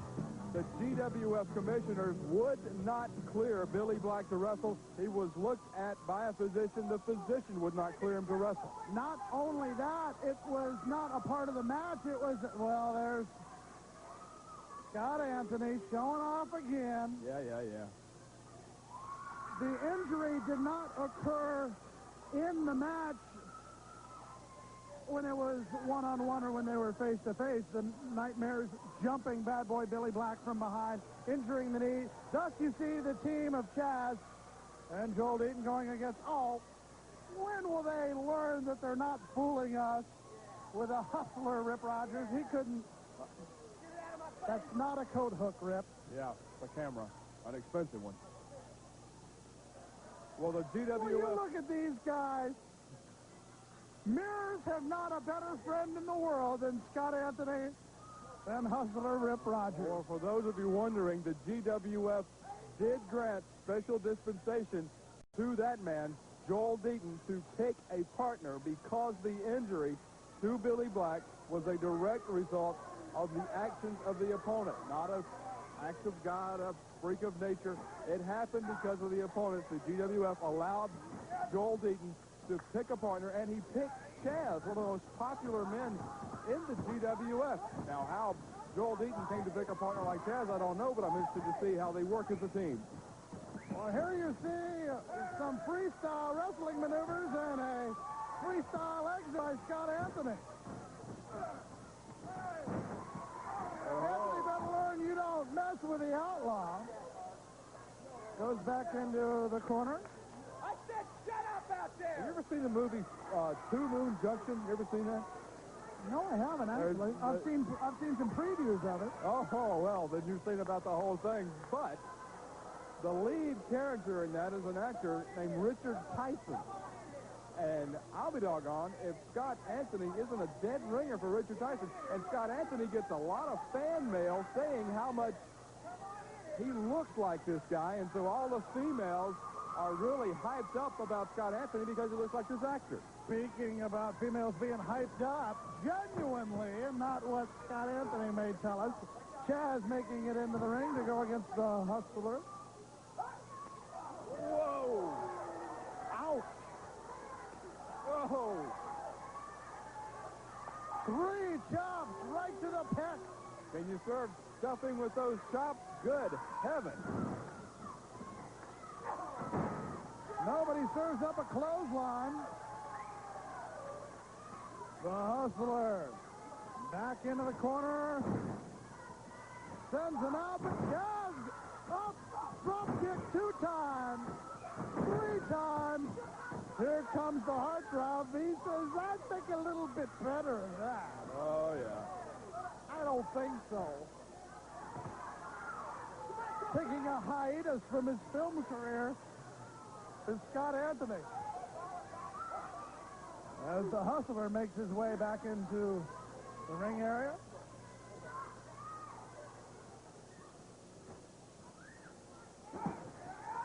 Fans here at the Global Dome making it through a severe thunderstorm that hit the Global Dome area. Not only that, the entire place is under a tornado watch. So if your picture goes out momentarily, chances are that's the reason. We may go out with it. Leverage takedown by the hustler Rip Rogers on Chaz, who gets the reversal. Can't say enough about the fans here at the Global Dome, Craig, braving this weather to come watch this event. That's all you can call this tag team tournament in the GWF. We have seen some of the best action thus far in the GWF as a part of this tag team tournament. Well, speaking of sneaking around, maybe, how about that phantom tag by Chaz and the outlaw Joel Deaton. Maybe a little bit of the ring smarts of Joel Deaton rubbing off on Chaz there. I certainly hope so. I'm surprised at the choice of partner by that man, Joel Deaton. Could have chosen any partner, but chose Chaz. So obviously Joel Deaton very impressed with the ability of Chaz as he's seen him in the GWF over the last few weeks. Anthony trying to sneak into the ring, but Joel Deaton firmly in control of the left arm of the hustler, Rip Rogers. Down comes Chaz. Oh, the man who claims to be Mr. Southern Kentucky and Southern Indiana in bodybuilding, trying to build a reputation for good wrestling. It can't quite do it there as Chaz gets the better of him. And Scott Anthony trying to insert himself into the festivities. Oh, I heard a tag. Did you hear the tag? I heard the tag. Did you see the tag? I heard the tag. There's a tag. No question about that one. Saw that one. And unfortunately also seeing it was Rip Rogers. Rogers' momentary reversal. But Deaton puts the big boot in there. Back and forth they go. Here comes Chaz. Double axe handle. Those biceps and triceps must be getting tired on Rip Rogers. Yeah, they're due back at the rental office by 4 o'clock. What time zone is that? He's got me on that one. Well, Seymour, Indiana, I guess, would be in. Now, here's a perfect example of how pompous Scott Anthony was. He was over talking to some of the ladies, and when Rip Rogers needed the tag, he wasn't there. I think one of them was his makeup lady, his clothing lady, his hair lady. And Chaz. Oh! Almost looked like a variation of the Fez press from the top, but not on the bottom. That's Chaz, not Fez. Small package. And here we will see the Palm Beach heartthrob. Oh, boy. Some people would call him the American Gigolo. I shouldn't say oh, boy. I should say oh, boy. That's what he would say. I can't say it like that. He was tagged. Why doesn't he get in the ring? Thank you. No question, Scott Anthony has the build. But does he have, is his mind in the ring, pretty much is the question. He's thinking about other things. His body, his hair, his women. Always thinking about his body. Now chasing after Chaz, and count of 1, count of 2, almost a count of 3. I thought we were going to see an upset. Sunset flip 1. Anthony at the count of 2. And now Rogers tries to come in. I heard something that sounded like a tag. And the teamwork of Deaton and Chaz working quite well. You mentioned it might be an upset. The cartel teaming together, maybe not in public, but back at the gym for many, many months, apparently. According to what intelligence I could get out of the camp of the cartel. For the longest time, it was just Rip Rogers and Muckam Singh in the cartel, and then bam, bam, just like that, we saw Cactus Jack and Scott Anthony join the cartel. Maybe it'll be a few more weeks, but are there more? Who is the boss? I mean, it's just like 60 minutes, more questions than answers. Tune in tomorrow. And Scott Anthony, man, very proud of his body, having one of the body parts being worked on by Chaz and outlaw Joel Deaton working beautifully together. Very nice teamwork.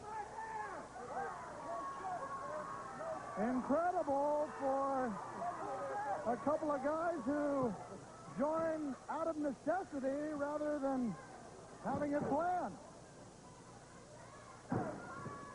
Scott Anthony out of the armbar, now going to work. The Palm Beach heartthrob with a clothesline, but it may have hurt his own arm. Wrong neighborhood to be in Something's throbbing there. I think it might be his head. As Chaz goes back to work on the arm after Excedrin headache number 26. Chaz, one of the light heavyweights, competed in that light heavyweight tournament. Of course, a tournament won by the Lightning Kid, the current reigning light heavyweight champion here in the GWF. Anthony able to fight back and get the tag into the Hustler, and now, right into the eye. Rake of the back by Rip. Rogers with a headbutt. Drop. Out of the ring he goes. Watch out. Rogers. Distracting while Anthony goes to work.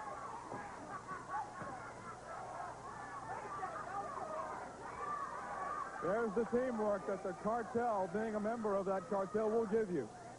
Rip Rogers cognizant enough to know where the referee is to distract him, while the Palm Beach heartthrob Scott Anthony works over Chaz on the arena floor. Using the trunks to pull him over with a suplex. Rip Rogers aims the elbow and nails it. Right into the throat, it looks like, as Chaz coughing a bit.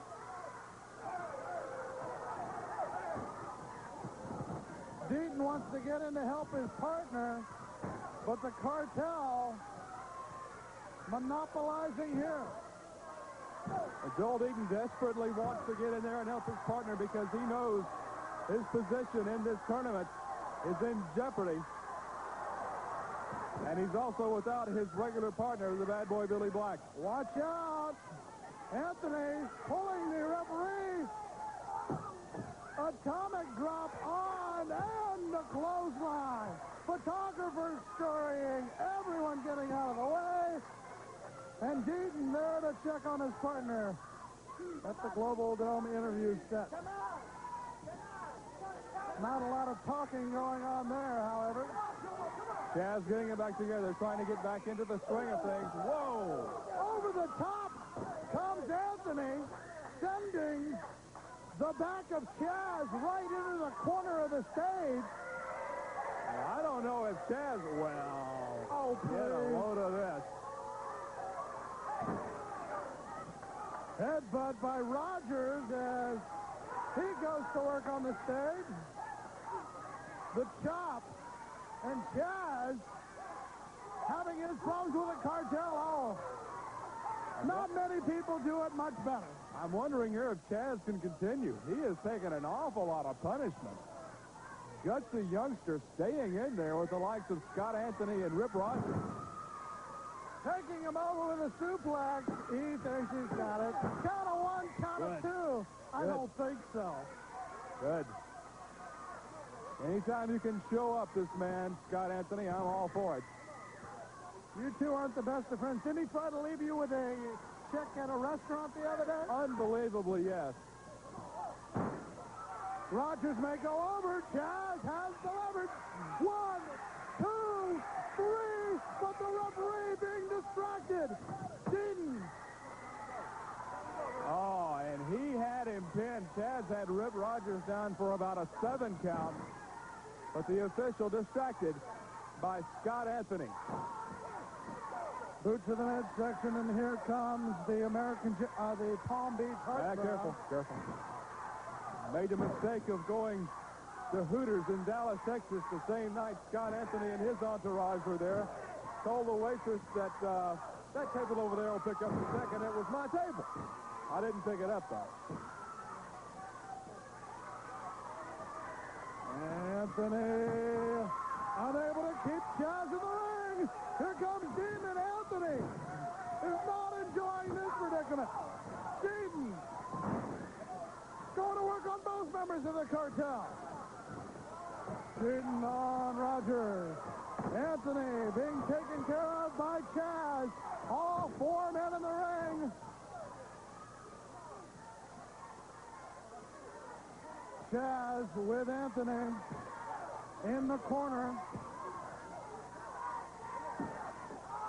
Deaton loves Sends Rogers down. Meanwhile, in the ring, Anthony, oh my, goes back off the rope, clothesline down 2 times. Spinning around like a dancing machine. Picks him up. Oh. Pile driver sends him down. Rip Rogers and Scott Anthony. They will move on in the tournament. Back with more. Obviously, we know etiquette or protocol involved here. They just like beating people up. They can't even spell those words, Craig, I don't think. Probably can't even say them. And the royal family. Wacky. Very much so. Individually, Rip Morgan, Jacko Victory. And we just saw Hollywood John Tatum in a losing effort with his new partner, the California Stud. Jack Victory and John Tatum were at one time GWF Tag Team Champions as well as Wild Wild West Tag Team Champions. And as a matter of fact, it was losing those Tag Team Championships that, well, I still don't know what this is all about, that made Jack Victory go away from the American work ethic, as he says, and join Rip Morgan, went over to New Zealand, won the Tag Team Championships over there, and got this new absolute mauling style that Rip Morgan is showing here. Rip Morgan, certainly the powerhouse of this team. Look at Chaz. Chaz trying to take him down with a drop kick. Morgan seemingly unaffected. I'd like to see Rip Morgan try that maneuver. Give you an idea how big the royal family is. Morgan at 6'4" and a half, 270 pounds, going against Chaz, who, although usually a light heavyweight contender, can take on the big guys, but not right now.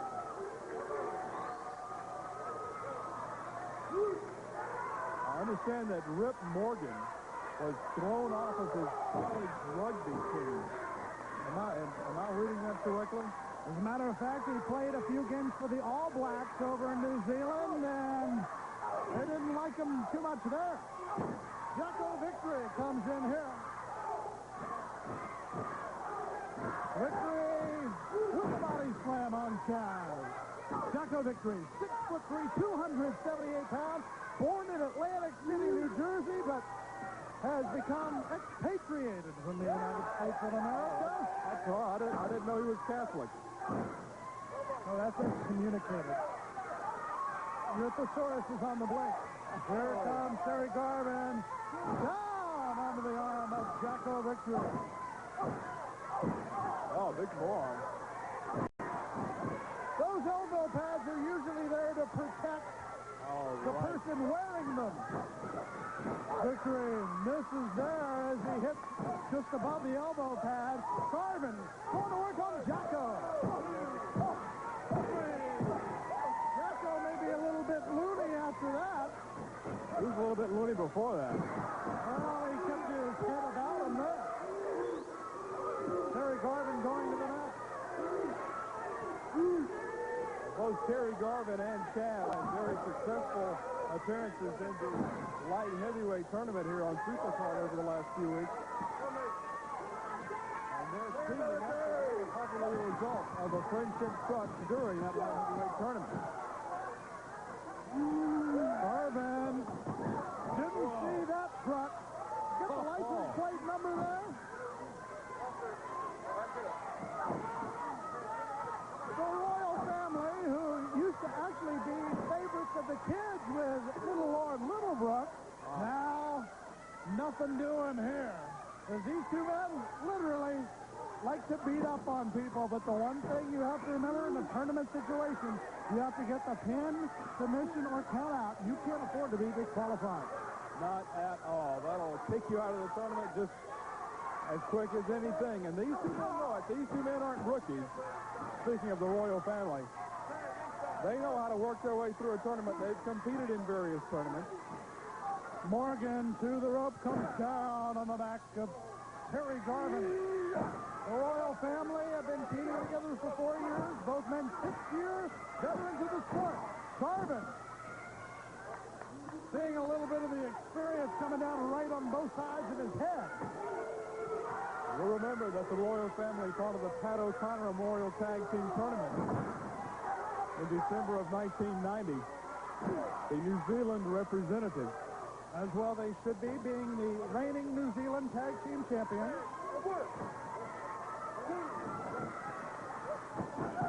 Double backdrop sends Garvin down to the mat.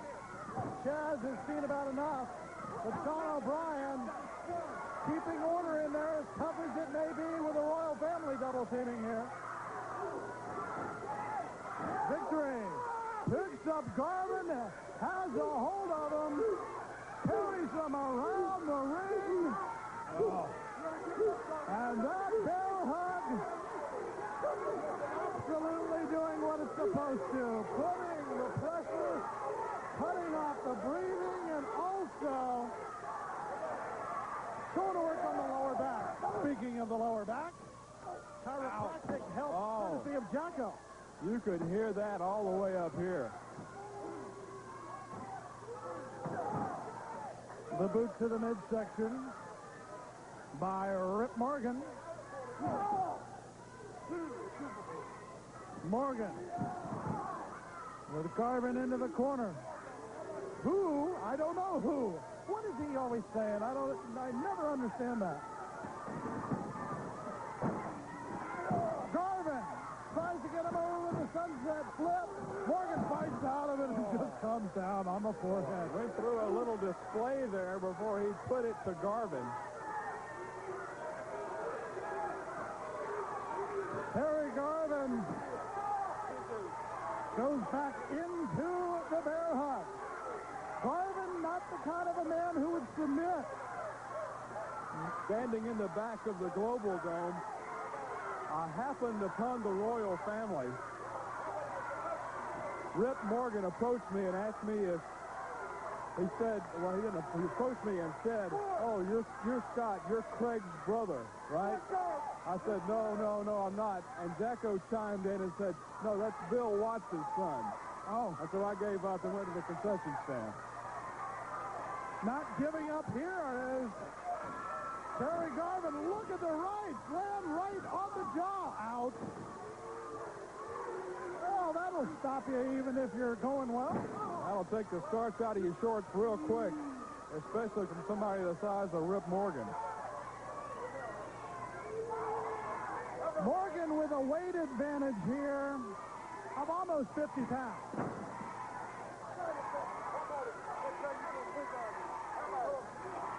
And putting most of that weight onto the neck of Terry Garvin. Garvin, a former tag team champion, is a member of Beauty and the Beast, a time that he would much rather forget, however. He has great hair, though. Morgan comes down, but Garvin out of the way. Garvin needs the tag to Chaz badly. Garvin has been in the ring now more than 7 minutes. Gets the tag into Chaz. Chaz flies in and goes to work on Victory. Garvin has a little fight left in him. He goes after Morgan, all 4 men in the ring. Morgan jumps out. Garvin, Victory misses with a clothesline. Chaz is there. Gets the savate kick. Goes up to the top rope. Gets the cross body block. Victory catches him. Puts him down. Gets the count of 3. Ladies and gentlemen, the winners of the match, the Royal Family. The Royal Family, the New Zealand Tag Team Champions, going after the GWF title. And News Brown and Big Bully Music.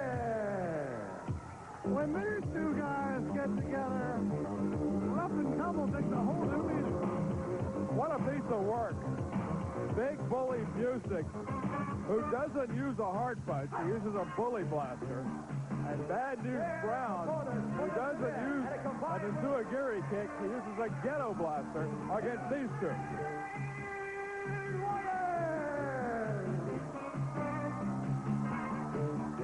Chris and Mark Youngblood, the Renegade Warriors. And the Bully and Bad News go to work. Not wasting any time. Big Bully Busick and Bad News in there against the Warriors. The ceremonial clothes being used against them. And watch here as the Big Bully throwing out one of the Warriors like he was yesterday's garbage. Chris Youngblood out on the ringside area. Both of them now taking Mark. There goes Mark, and standing alone or side by side in the ring, Busick and Bad News. Now, Chris coming back in but going right back out. And the referee, James Beard, really needs to regain control of this match, as just like that, Bad News and Busick came in and destroyed the Warriors. The Big Bully going to work on Mark Youngblood while Bad News goes on younger brother Chris. Manhandling the Warriors, a tough team. This is second round action in the GWF Tag Team Tournament. GWF right now without tag team champions, Craig.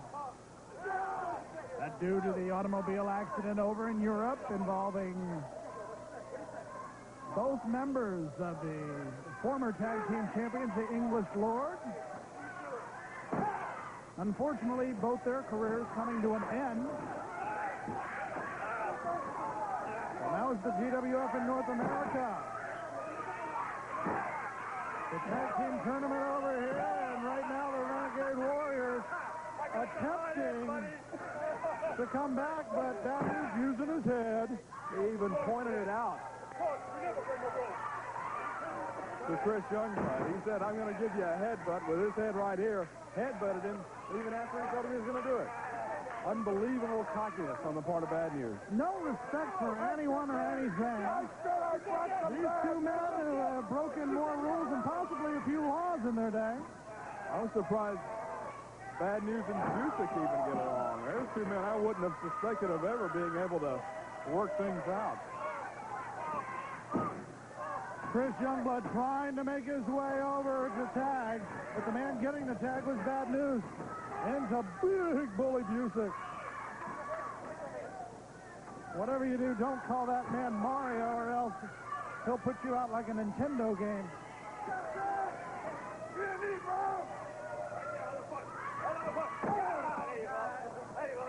Big Bully Busick uses the boot of Bad News, and watch out. Photographers from the media scurrying when Bad News and Youngblood go at it. Right onto the hardwood interview set here at the Global Dome. Bad News sends back Chris Youngblood for more punishment from the Big Bully, apparently. Busick wraps those, oh, there's a good look at Big Bully Busick. Wraps those big arms around the neck of the Renegade Warriors. That's Chris Youngblood. And look at the scowl on Busick's face. He's upset about something. Big Bully Busick, who came in last in the voting for Homecoming King at Weirton High School in West Virginia. Oh, did they get those tallied up, apparently? We've been waiting for those. Busick doesn't win many popularity contests as he provokes the entrance of Mark. Meanwhile, Bad News going to work. Pair of boots takes Bad News back. And look at Busick getting his hand in there, keeping Chris from getting over and tagging his brother Mark. The Renegade Warriors having it handed to them by Big Bully Busick and Bad News. Bad News out of Harlem. Big Bully out of West Virginia. And those elbows came from where it counts.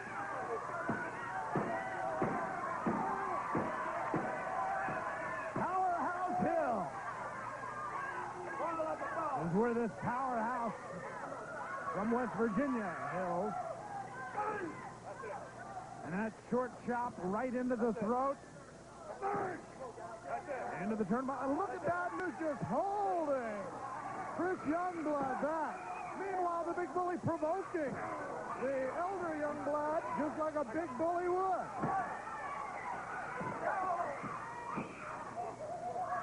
And once again, there's Busick sticking his hand where it doesn't belong, into the trunks of Chris Youngblood, the upper trunk area. We'll make sure we clarify that point.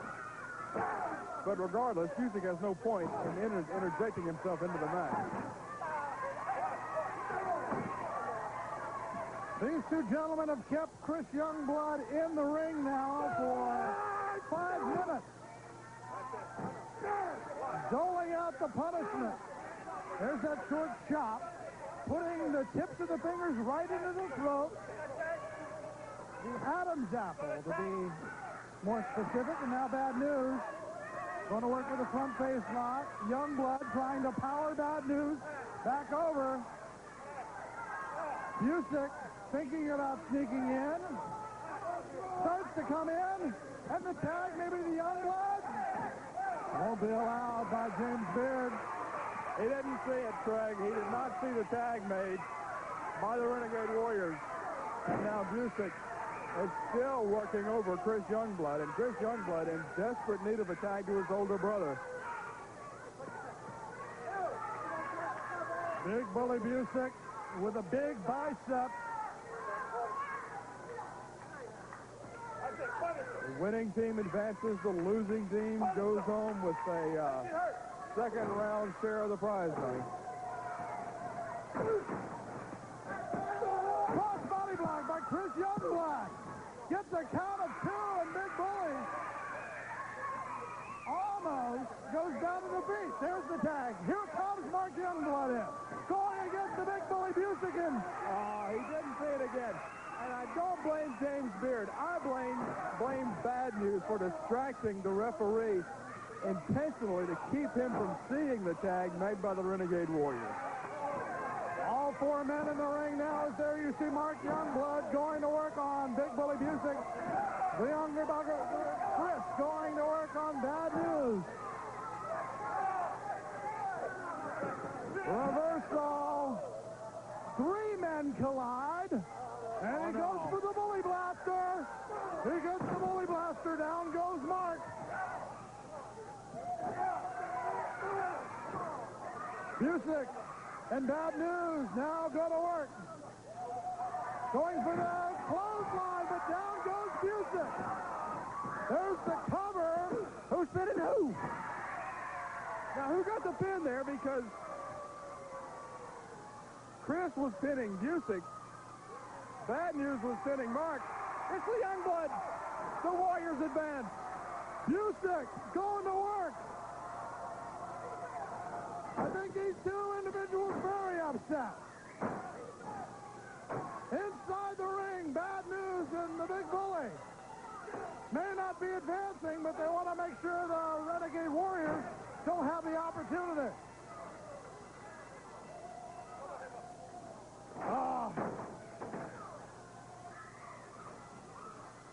These two men just punishing the Renegade Warriors.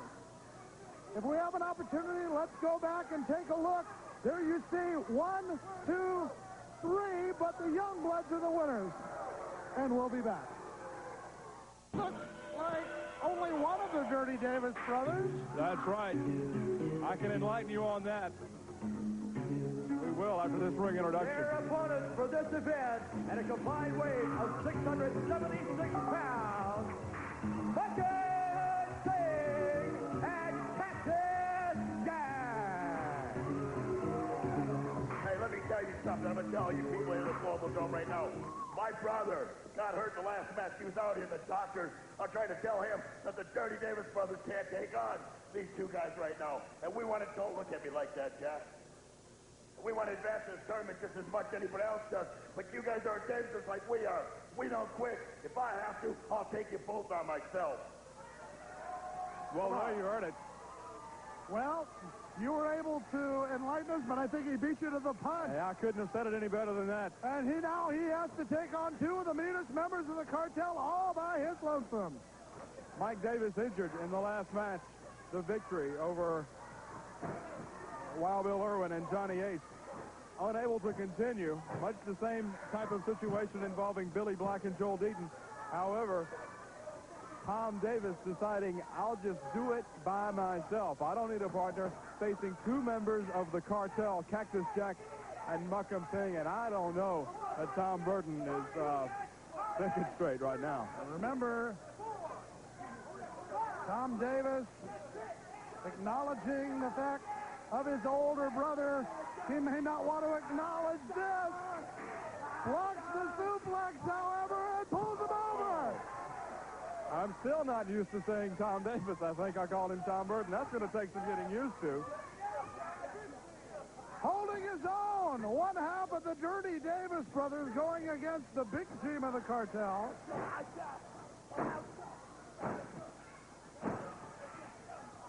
And this, an uphill battle. Watch out, speaking of uphill.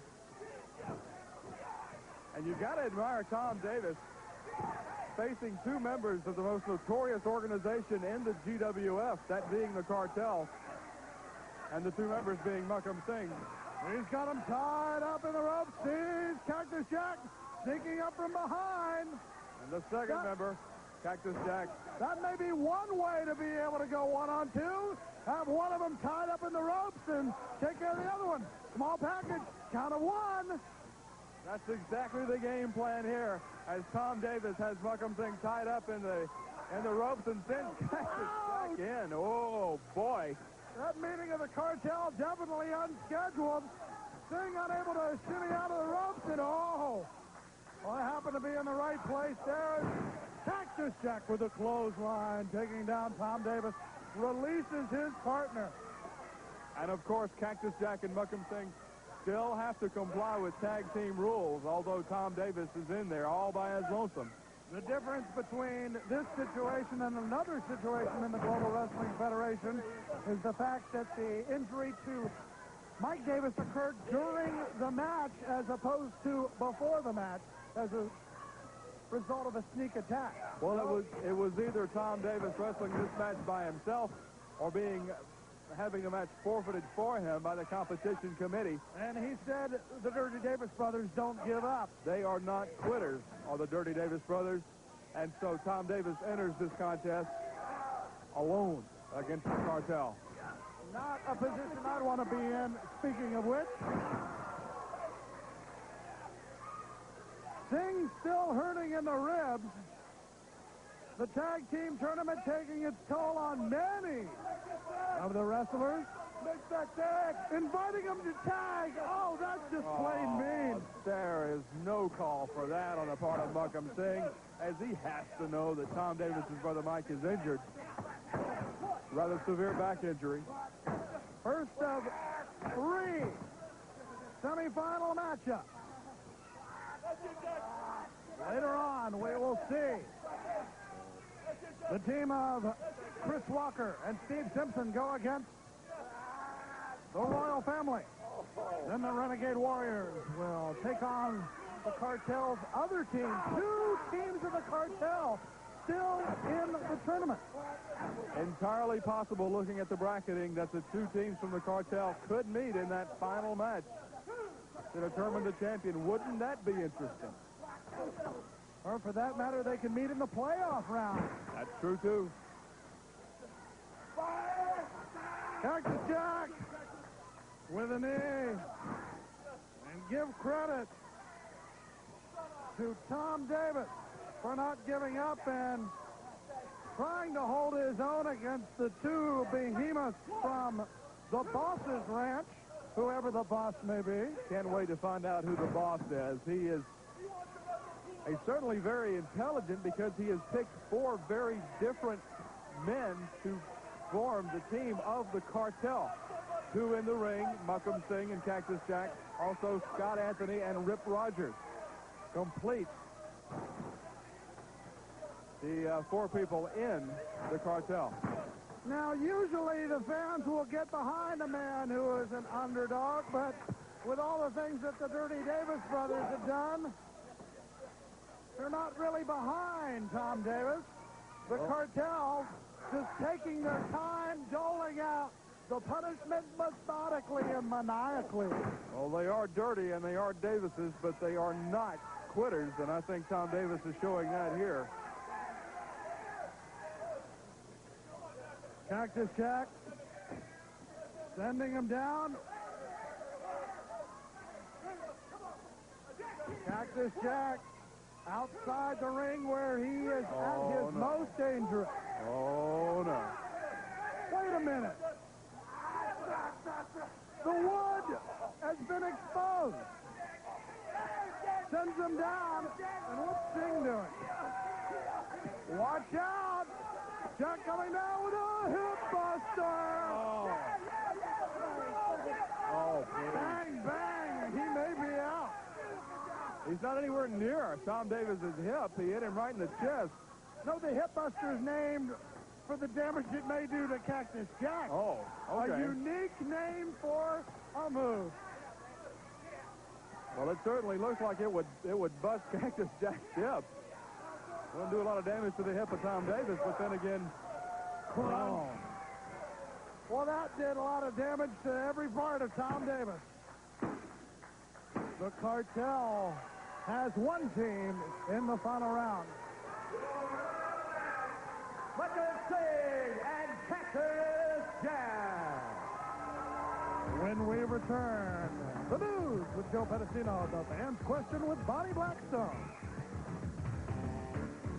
And Walker and Steve Simpson. Walker and Simpson, a popular tag team in the Global Wrestling Federation, going after the GWF Tag Team titles in this semifinal matchup. But boy, what an obstacle to try to get around. Opponents at a combined weight of 578 pounds from the Queen's Court, Jacko Victory and Rip Morgan, the Royal Family. With the bad summertime weather here around the Global Dome with severe thunderstorms all around, these two guys are as bad as any bad weather I know of. the fans have taken to calling them the Maulers as opposed to the Royal Family. I don't know what they want to be called. I probably just won't call them, period. But Rip Morgan and Jacko Victory. I think they're fixing it, yeah. No! Cut the tradition, let's get to work, they say. Trying the sneak attack, but I don't think it's working. Simpson has Morgan back in the corner while Walker goes to work on Jacko Victory. All four men in the ring as action gets underway. And the Royal Family may have met in the middle, but they took care of business on their own. Royal Both men sent out of the ring. Have the experience as a tag team over Steve Simpson and Chris Walker. Whoa! Into the post, reversing it. Chris Walker on Jacko Victory. That'll knock the experience right out of you. Now brawling on to the interview set in the ring, Steve Simpson going out to help his partner. And the men standing in the ring, Chris Walker and Steve Simpson. Outside of the ring, gathering what wits they have, the Royal Family. Well, that shouldn't take a long time to gather. They ought to be hunting it instead of gathering it.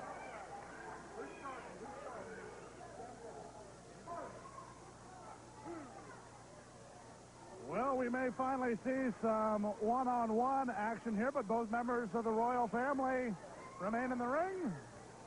And it will be Jacko Victory to start the legal action here in this semifinal matchup.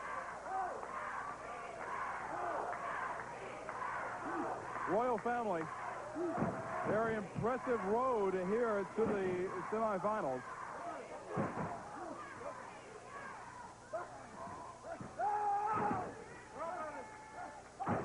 Walker Simpson equally impressive on their road to the semifinals with victories over Sweet Stan Lane and Steve Cox, and we remember what happened there.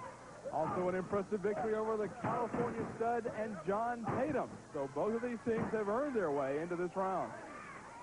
Chris Walker working on the arm of Jacko Victory, up over the top and coming down to Steve Simpson. Trying to break it is Victory, the hold that is. Rip Morgan not successful in getting the upper hand as the front face lock. Morgan powers out of it with a bear hug, has him in the corner. Series of shoulder blocks by Rip Morgan of the Royal family. Tried to get the elbow. Simpson out of the way, rolls him up, has him rolled up for a count of 2. Steve Simpson, certainly, you don't need me to tell you, Steve Simpson much quicker than Rip Morgan of the Royal family.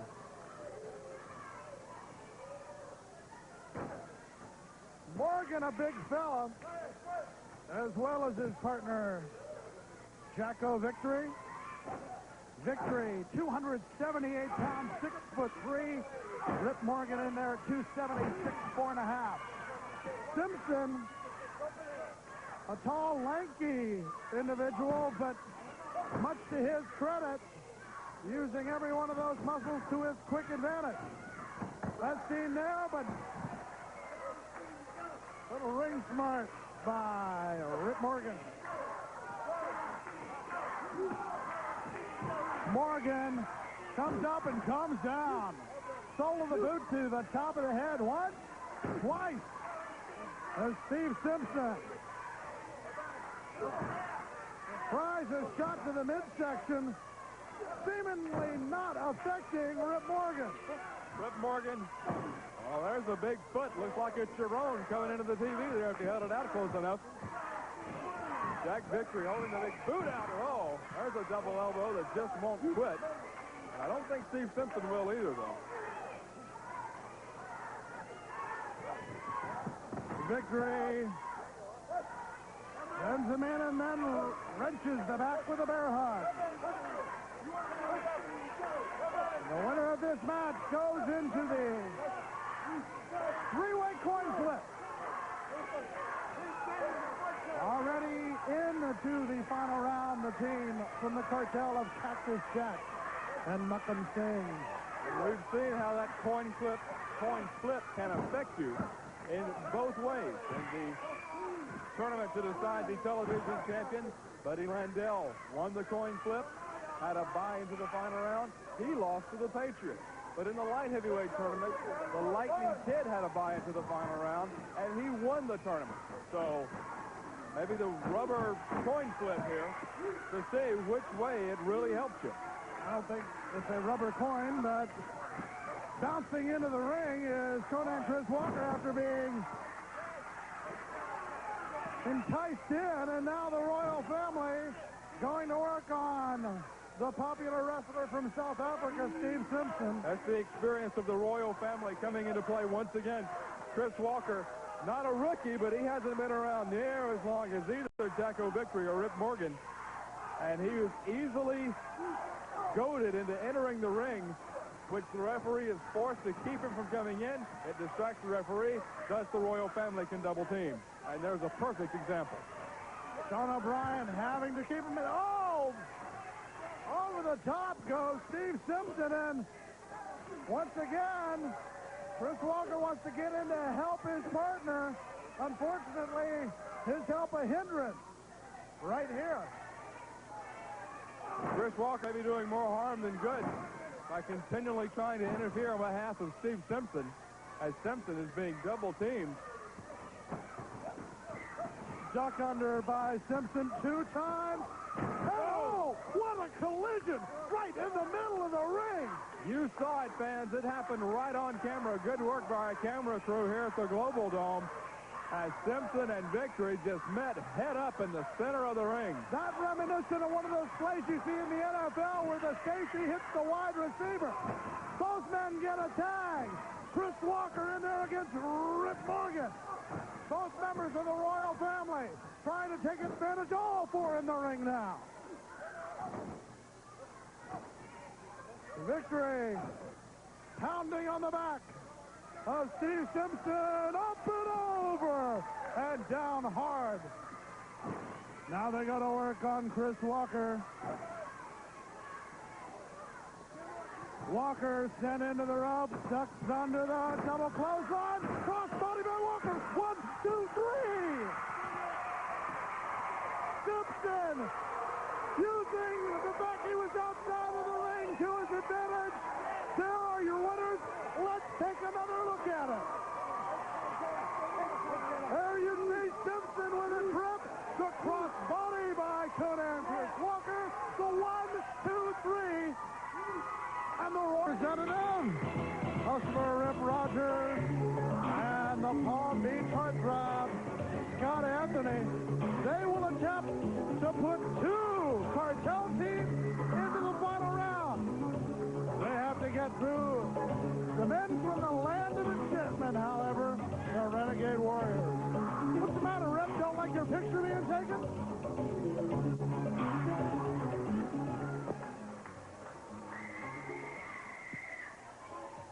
The Cartels team in the ring awaiting their opponents in this final, semi-final matchup. Their opponent entering the ring area at a combined weight of 460 pounds from the land of enchantment, the Renegade Warriors. Mark and Chris Youngblood will attempt to make it into the finals of the Global Wrestling Federation Tag Team Tournament. The Youngbloods, colorful competitors going into in against a couple of guys who think they're colorful. Well, they certainly are, and not in the same way that the Youngbloods, the Renegade Warriors, are colorful. This should be a good match. We know the connection between Rip Rogers and Scott Anthony. The cartel, the money, the training, the luxurious lifestyle. But the Renegade Warriors are brothers, blood. What's going to prevail here? Will it be the training and the daily doses of vitamins and working out in the gym, or will it be the blood that runs thicker than water in the Renegade Warriors? Oh, boy. Something thick there. Yeah. Thick-headed, maybe. Oh, and could it be a repeat performance? Could we be so privileged? Yeah. Oh, please. Yeah. Well, at least he got it over his bicep this time. Now, there you heard it. A comment that this is for you, boss. Not necessarily the tom-toms. I don't think the boss wants anything to do with the tom-toms. I would like to have those, but the boss probably has no desire to have them. Roger's doing a little dance around the ring. And we're ready. 1 spot remains in the final round. Who will it be? Rip Rogers and Scott Anthony, or the Renegade Warriors?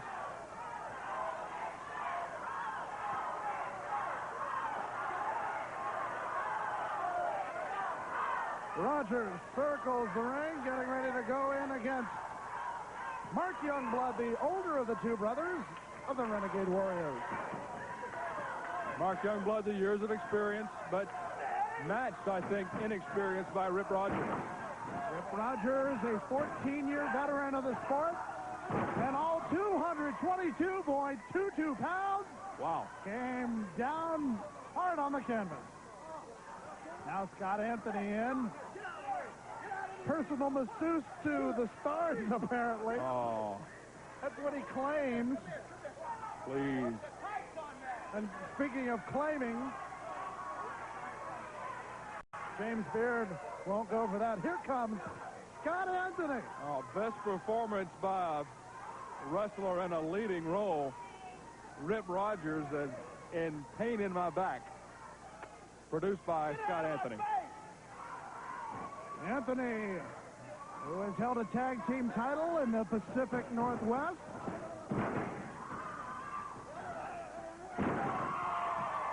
They want to travel there after that backdrop. And those are the strangest wrestling tights I've ever seen. Wow. I couldn't get away with wearing that. I don't mind telling you.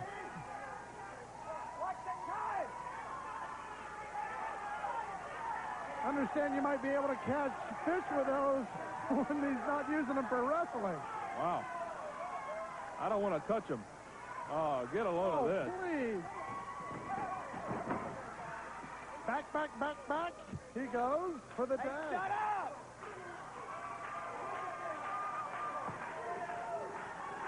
And incautiously comes Hustler Rip Rogers. One spot remains to join the cartel team of Cactus Jack and Muckham Singh and the team of Chris Walker and Steve Simpson. The Renegade Warriors would love to get the opportunity. And doing quite well, Mark Youngblood takes Rip Rogers over. Count of one. Count of two is all by referee James Beard. Do you realize if Scott Anthony and Rip Rogers win this match, 2 of the 3 teams in the finals will be cartel teams? I'd love to see the Renegade Warriors advance here, on top of the fact that I just like the Renegade Warriors more than I like Scott Anthony and Rip Rogers, quite frankly. Anthony tried for a couple of shots and an atomic drop in hello. 2 smoochers meet the wrong way. Dental appointments possibly necessary coming up in the near future for 2 men who are very proud of their smiles. That's true. There's Scott Anthony, and there's Rip Rogers. Anthony taking a look to see if any of his teeth are missing, maybe to see if any of his makeup's smeared. Side headlock by Chris Youngblood on Scott Anthony. Anthony goes down after the shoulder block. Youngblood over the top. Reaches the rope, cross body block. Count of 1, count of 2. Near fall as the cartel. Very upset. Very nice words from the hustler, Rip Rogers, for the fans here at the Global Dome. Mocking the referee, the members of the cartel. We talked about the 3 finalist teams, and for those of you who may be new to the GWF, and we know our audience is growing every day. Whoop! Oh, we may have to subtract that by 2 after that collision. I don't think Scott Anthony is going to be watching much anymore. 3 teams advance, a coin flip. And flipping the atomic drop, followed by the rapid punch clothesline. The Renegade Warriors on the warpath.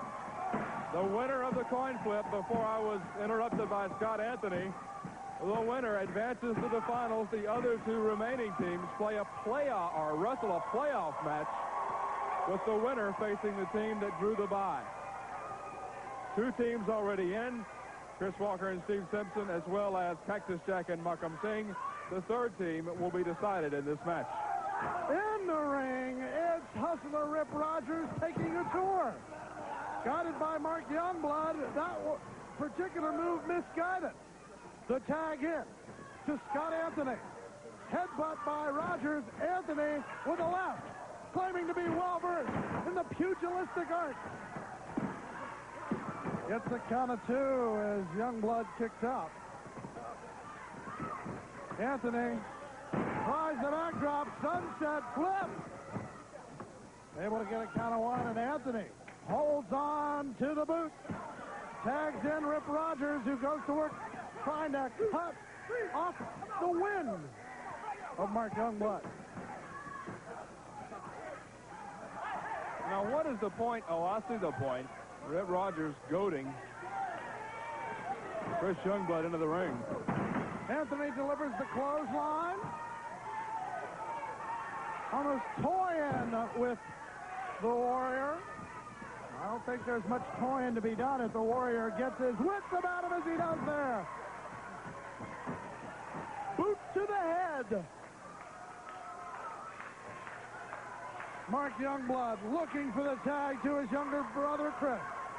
Anthony with a double axe handle to the upper back. Now the forearm. And Youngblood down to his knee. But the double tomahawk. The back somersault roll over the tag into Chris. The floating kick. A tomahawk chop to Rogers. Youngblood. Flying tomahawk. Just laying him into the cartel. Hello.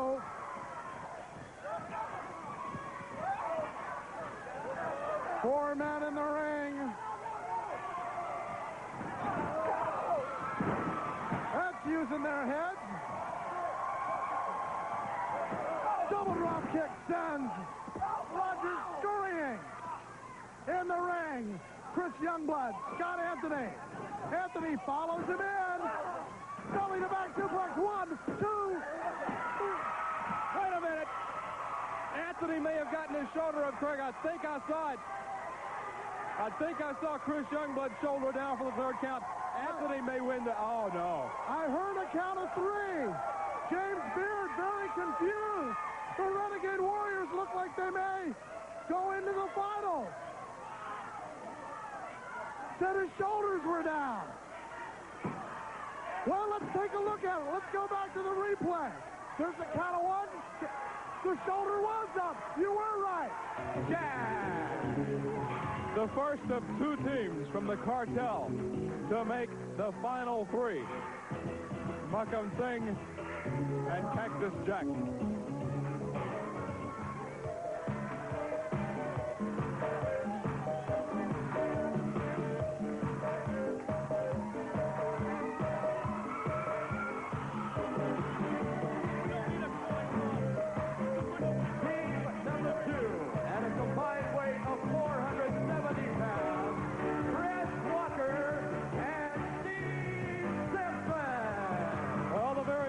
Team of Chris Walker and Steve Simpson. They are the second team to make it into the final 3. The third team will be the second team from the cartel.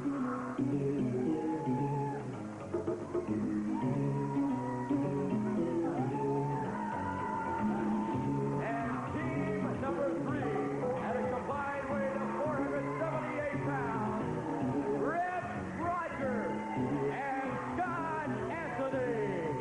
Scott Anthony and Rip Rogers from the cartel. The final team, let's go to Craig Johnson, who's in the ring. All right, ladies and gentlemen, here is how the coin toss works in this European-style tournament. The odd team out, the winner of the coin toss, will move on into the championship round. The other 2 teams will compete in a playoff round to determine who will be the other team in the championship. Sean O'Brien, the senior official, will handle the coin toss. And as I understand, 1 man from each team will be allowed to flip. Gentlemen?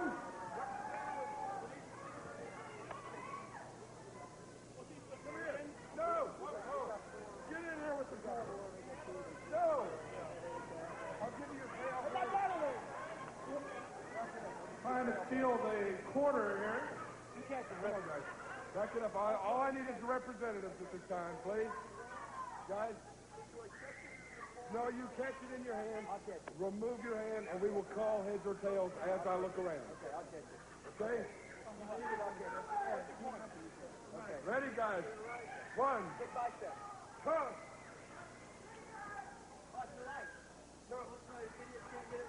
No, it's got to be the same man catching it. It may be a tag team tournament, but it's not tag team coin flipping. You have to catch your own coin, Mr. Anthony.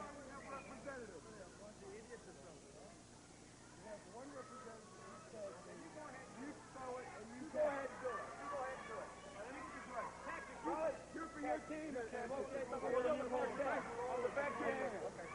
On the back of your hand. Hey, good. Wrap it up. 1, 2, toss. Okay. All hands. Okay. Tails. Move your hand. Head. Yeah! The team of Rogers and Anthony will go straight into the championship round. The other 2 teams will meet in a playoff. We'll be back. And Steve Simpson. Chris Walker and Steve Simpson, the first team introduced in the playoff round. They have have to face one of two cartel teams. These guys, the bosses, big guys. They're making their way. Their opponent for the semifinal event at a combined weight of 676 pounds, Mucken Singh and Cactus Jack. 676 pounds of terror. 676, that's a load. You're not talking about the man just on the screen there. Mucken Singh and Cactus Jack against Steve Simpson. And Conan Chris Walker. This is the playoff match. The winner of this match will face the Cartels team of Hustler Rip Rogers and Scott Anthony, the Palm Beach Heartthrob. Could be an interesting situation, Scott. I really would like to see Chris Walker and Steve Simpson win this match just to make it a fair fight. There's no telling what would happen if we had the two cartel teams in the championship match. Look at Cactus Jack challenging Steve Simpson into the corner. Cactus Jack going to work. The man from Truth or Consequences, New Mexico, felt the consequences there. Cactus Jack about as unorthodox as any wrestler in the GWF or in professional wrestling for that matter. Always appears to be talking to himself and just carrying on these great conversations with himself in the ring. Mucken Singh tagged in and makes his presence known from moment one. Backs Walker up into the ropes. Reversal by Walker. And the clothesline takes the big man down. Picks them up. Oh, my. Gets him in the side headlock. Tag into Steve Simpson. How in the world did Conan Chris Walker pick him up and put him down? Unbelievable strength on the part of Conan Chris Walker. Because Mucken Singh comes in at, what did we hear, 390 for him alone? Is it about 390, 395? That's a lot of weight. Bringing him over was Steve Simpson, but a handful of hair. The thing about that is, it's obvious that Chris Walker spends a lot of time in the weight room, but those weights, oh boy.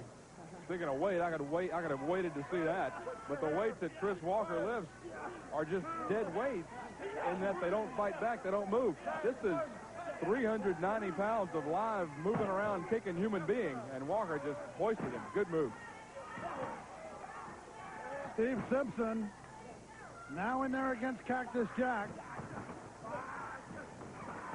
The crossover, and Jack runs into him like a Mack truck. On a two. It's Cactus Jack, who in his day has teamed with many people, including Gary Young for a tag team title, including Kevin Sullivan in a match definitely not made in heaven. But now he may very well have the partner he maybe should have had all along, that being Mucken Singh. Well, Mucken Singh from Karachi, Pakistan, compliments Cactus Jack in that Mucken Singh, for all he is not, he is a lot smarter than Cactus Jack, although he's not saying a whole lot. And he also is bigger than Cactus, which is saying something, because Cactus is a big guy. Monkey flip. The big guy out of the corner. Walker will try it again, but Singh is there. The big right arm laid into Conan Chris. That opens up the advantage for Cactus Jack. Singh provides the implement, meaning the toe of the boot. The smell is enough to knock you out. Double clothesline by the members of the cartel. We have been mentioning throughout the tournament, severe weather in the Global Dome area has kept a lot of people At home, those fans who have been able to stay have seen some great action. May not want to see this, however. Oh. Ouch. And you saw the look on Chris Walker's face. You may think that padding would help in a situation like that, but it did not. And Chris Walker's expression and how slowly he's getting back into the ring tells you better than I ever could that is not like landing on a trampoline. Forearm to the back. Walker sent into the ropes by Singh. Clothesline by the man from Karachi, Pakistan. Gonna go up with the weight and bring it down. That leg the size of some sequoia trees. Or at least it sure does feel like it if you're on the receiving end. Sequoia tree stump, maybe. Tag into Cactus Jack. And usually you see a partner offer up the boot from outside of the ring, but these guys a little bit unconventional. A little bit.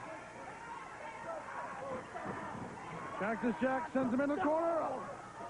Cactus Jack misses, and Walker connects with a clothesline. Walker wants the tag to Steve Simpson, but the members of the cartel keeping Conan Chris Walker in the ring very well.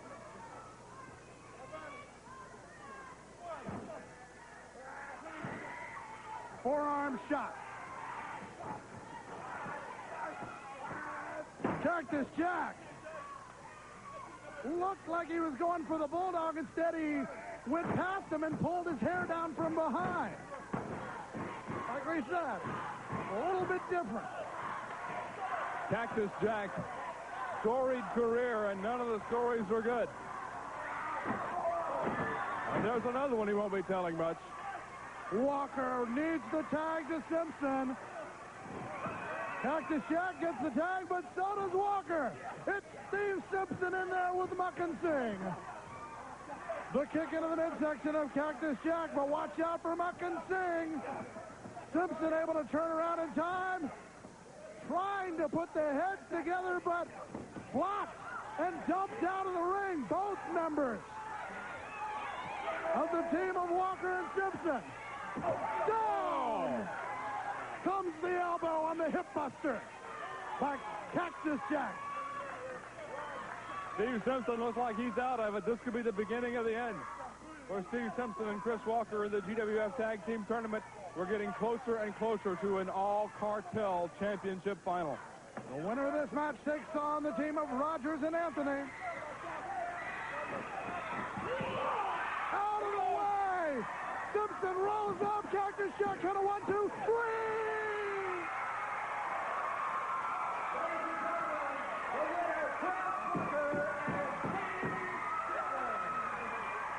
The team of Walker and Simpson will move into the championship. Let's take a look at it again. Alert moves by the team of Walker and Simpson to get the win.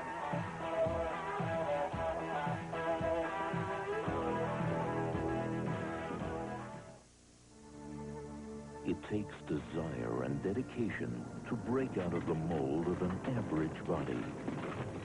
General Nutrition. And Scott Anthony! Rip Rogers and Scott Anthony want to bring home the belts for the boss. But they have to get through a very tough game. Rogers and Anthony in round 1 beat the handsome stranger and Stephen Dane. Round 2, Joel Deaton and Jazz substituting for Billy Black. In round 3, the semifinals defeated the Renegade Warriors and got the bye in round number 4, meaning they didn't have to wrestle a playoff match like these guys did. As the team of Walker and Simpson get ready to come down to ringside. Introducing their opponents for this event at a total weight of 470 pounds, Chris Walker and Steve Simpson. Walker and Simpson defeated in round number 1 the team of Hollywood John Tatum and the California Stud. In round 2, Stan Lane and Steve Cox, Jim Cornette's team, the Royal Family in the semifinals, then beat the Cartel's team of Cactus Jack and Munkin Singh in the playoffs to get in to the championship match for the Global Wrestling Federation Tag Team Champions. For all of the marbles in the Global Wrestling Federation as far as tag teams are concerned, Craig, this is it. Those two men, Chris Walker and Steve Simpson, to face Scott Anthony and Rip Rogers. The winner will be the tag team champion. The fans here at the Global Dome, the ones who were able to make it through the severe weather, are getting ready for the championship match in the Global Wrestling Federation for the tag team belts. The tail of the tape with these two gentlemen, Rip Rogers in at 5'11", 222.22 pounds, while Chris Walker at 6 feet even, 240. Right now, the powerful Walker goes for the pin quickly, but only gets a count of one. Senior referee Sean O'Brien in there for the championship match. Chris Walker, not very many years experience in the ring. Steve Simpson, several years of experience. Scott Anthony, not very many years of experience. Rip Rogers, several years of experience. All four men in great shape. This is about as even a contest as you could find in the Global Wrestling Federation. However, there is the intangible that Anthony and Rogers are members of the cartel. Also, the fact that they've had a rest, but looking like he may have had enough of a rest, is Conan Chris Walker as he goes to work. Pulling Rip Rogers out of the corner, hitting him with a drop kick, and going for the cover, but only gets a count of one. Chris Walker has been a tag team champion before in the Georgia All-Star area. However, Scott Anthony has also been a champion in the Pacific Northwest and also in Florida. There is championship precedent set for members of both of these teams. It's just about dead even. For that matter, Steve Simpson, a former member of the world-class tag team champions. Hustler Rip Rogers, a tag team champion for the WWC down in Puerto Rico. All four men with championship backgrounds. Two men will leave the ring as the Global Wrestling Federation Tag Team Champions. Rip Rogers gets the advantage with a headbutt, comes over with a suplex, sending Conan Chris Walker down to the canvas. A count of two by senior referee Sean O'Brien. Getting the side headlock is Rogers, blocking the suplex and getting a suplex of his own is Chris Walker. He goes for the cover, but only a count of one. There's a good look at Scott Anthony. Slowly coming into the ring. Scott Anthony and Rip Rogers had the break. They drew the bye into the finals. They've had that extra rest period that Chris Walker and Steve Simpson have not had. That could be a telling factor in this, the championship match of the Global Wrestling Federation Tag Team Tournament. Scott Anthony with the fishnet panels on the side of his unorthodox wrestling tights. Of course, also unorthodox, the garb of Conan Chris Walker, but that's what he's most comfortable in. Scott Anthony has more trunks than a deformed elephant. The tag. I'm getting out of that one very quickly. The tag as Simpson rolls up Anthony for a count of two. And the team of the cartel better beware of a quick pin. Because, quite frankly, the team of Conan Chris Walker and Steve Simpson having to wrestle that playoff match at somewhat of a disadvantage. However, also, Craig, you can look at it from the other side of the coin. They are worked out. They are stretched out. They don't have any of those cobwebs. They don't have any muscle stiffness. They're all limbered up and ready to go. While Rogers and Anthony did have that time to let a little muscle tinge sit in there. Maybe it's not a disadvantage as much as we think to have wrestled that prior match.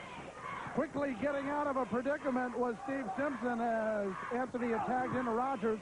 Rogers comes up with a knee, puts Simpson in the corner to send him into the other one. And Simpson lands wrong on the turnbuckles. Simpson with a crossbody. 1, 2. Sean O'Brien almost able to start the count of 3, but slipping out of there. The hustler, Rip Rogers. Very close to having a Global Wrestling Federation Tag Team Championship team just like that. The two members of each team with the most experience. Rogers against Simpson in there. Rolls him up. Count of 1.5. Rolls him up again. Small package. Count of 2. Rogers escapes. Small package again. Has him wrapped up. Count of 2 again. That is now 6 near falls. Count of 2 this time. On Steve Simpson. Well, 2 counts are very close. And you often hear people saying that, well, close only counts in horseshoes and hand grenades and that. But I'll tell you what, 2 counts will take the steam out of an opponent. It won't win you the match. But mentally, he's going to think, gosh, I was only 1 second or 1/10 of a second or 1/2 of a second, whichever, away from being 10. It's that mental game we talk about, Craig. 2 counts do matter. It's SummerSlam live Monday night, August 26th on pay-per-view. Witness the Macho Man and the lovely Miss Elizabeth unite as man and wife in what is truly a match made in heaven. And then from there, Sergeant Slaughter, Colonel Mustafa, and General Adnan, the Triangle of Terror, face Hulk Hogan and the Ultimate Warrior in what is a match made in hell. It's a match made in heaven and a match made in hell. It's SummerSlam. Using the boot, Scott Anthony. Snapmare has his man in the middle of the ring. Goes up and comes down. The fist to the forehead. Count of 1 is all that Scott Anthony, the Palm Beach heartthrob, can get. Double underhook. Suplex. Executed well. Hooks him for count of 1. But Anthony only able to get the count of 1. Beautiful double arm suplex by Scott Anthony on Steve Simpson.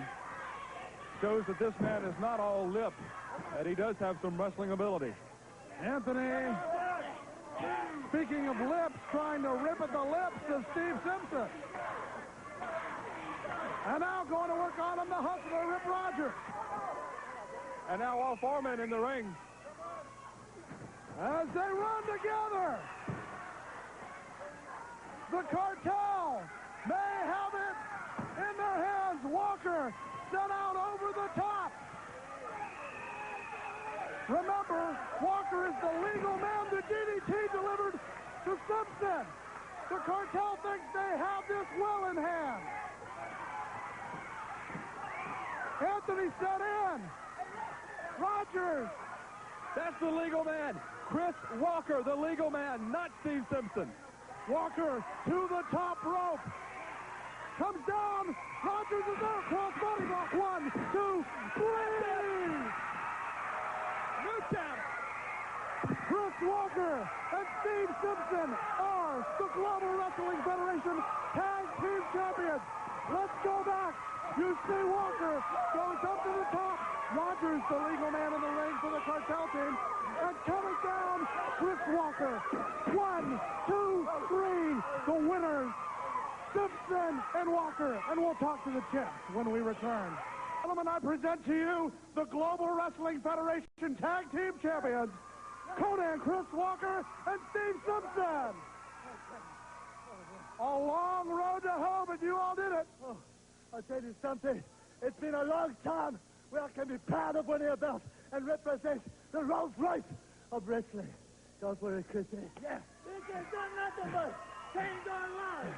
My tag team partner and I are the new Global Wrestling Federation Tag Team Champions. We promise you one thing. We'll do our best to uphold these belts for all of you. Thank you. Thank you. What can I say but presenting once again the new Global Wrestling Federation Tag Team Champions, Steve Simpson and Conan Chris Walker. Congratulations. 2 happy men, Scott Hudson. Absolutely, Craig. Steve Simpson and Chris Walker really had a tough road to hoe to the tournament. They defeated several top teams. They defeated a great team in the finals, but there is no question as to who is the #1 team in the GWF, and we just saw them right here on the stage. Let's go back and take a look at it again. It was Conan Chris Walker who was sent outside of the ring. He climbed up to the top rope, came off with a crossbody block, gets the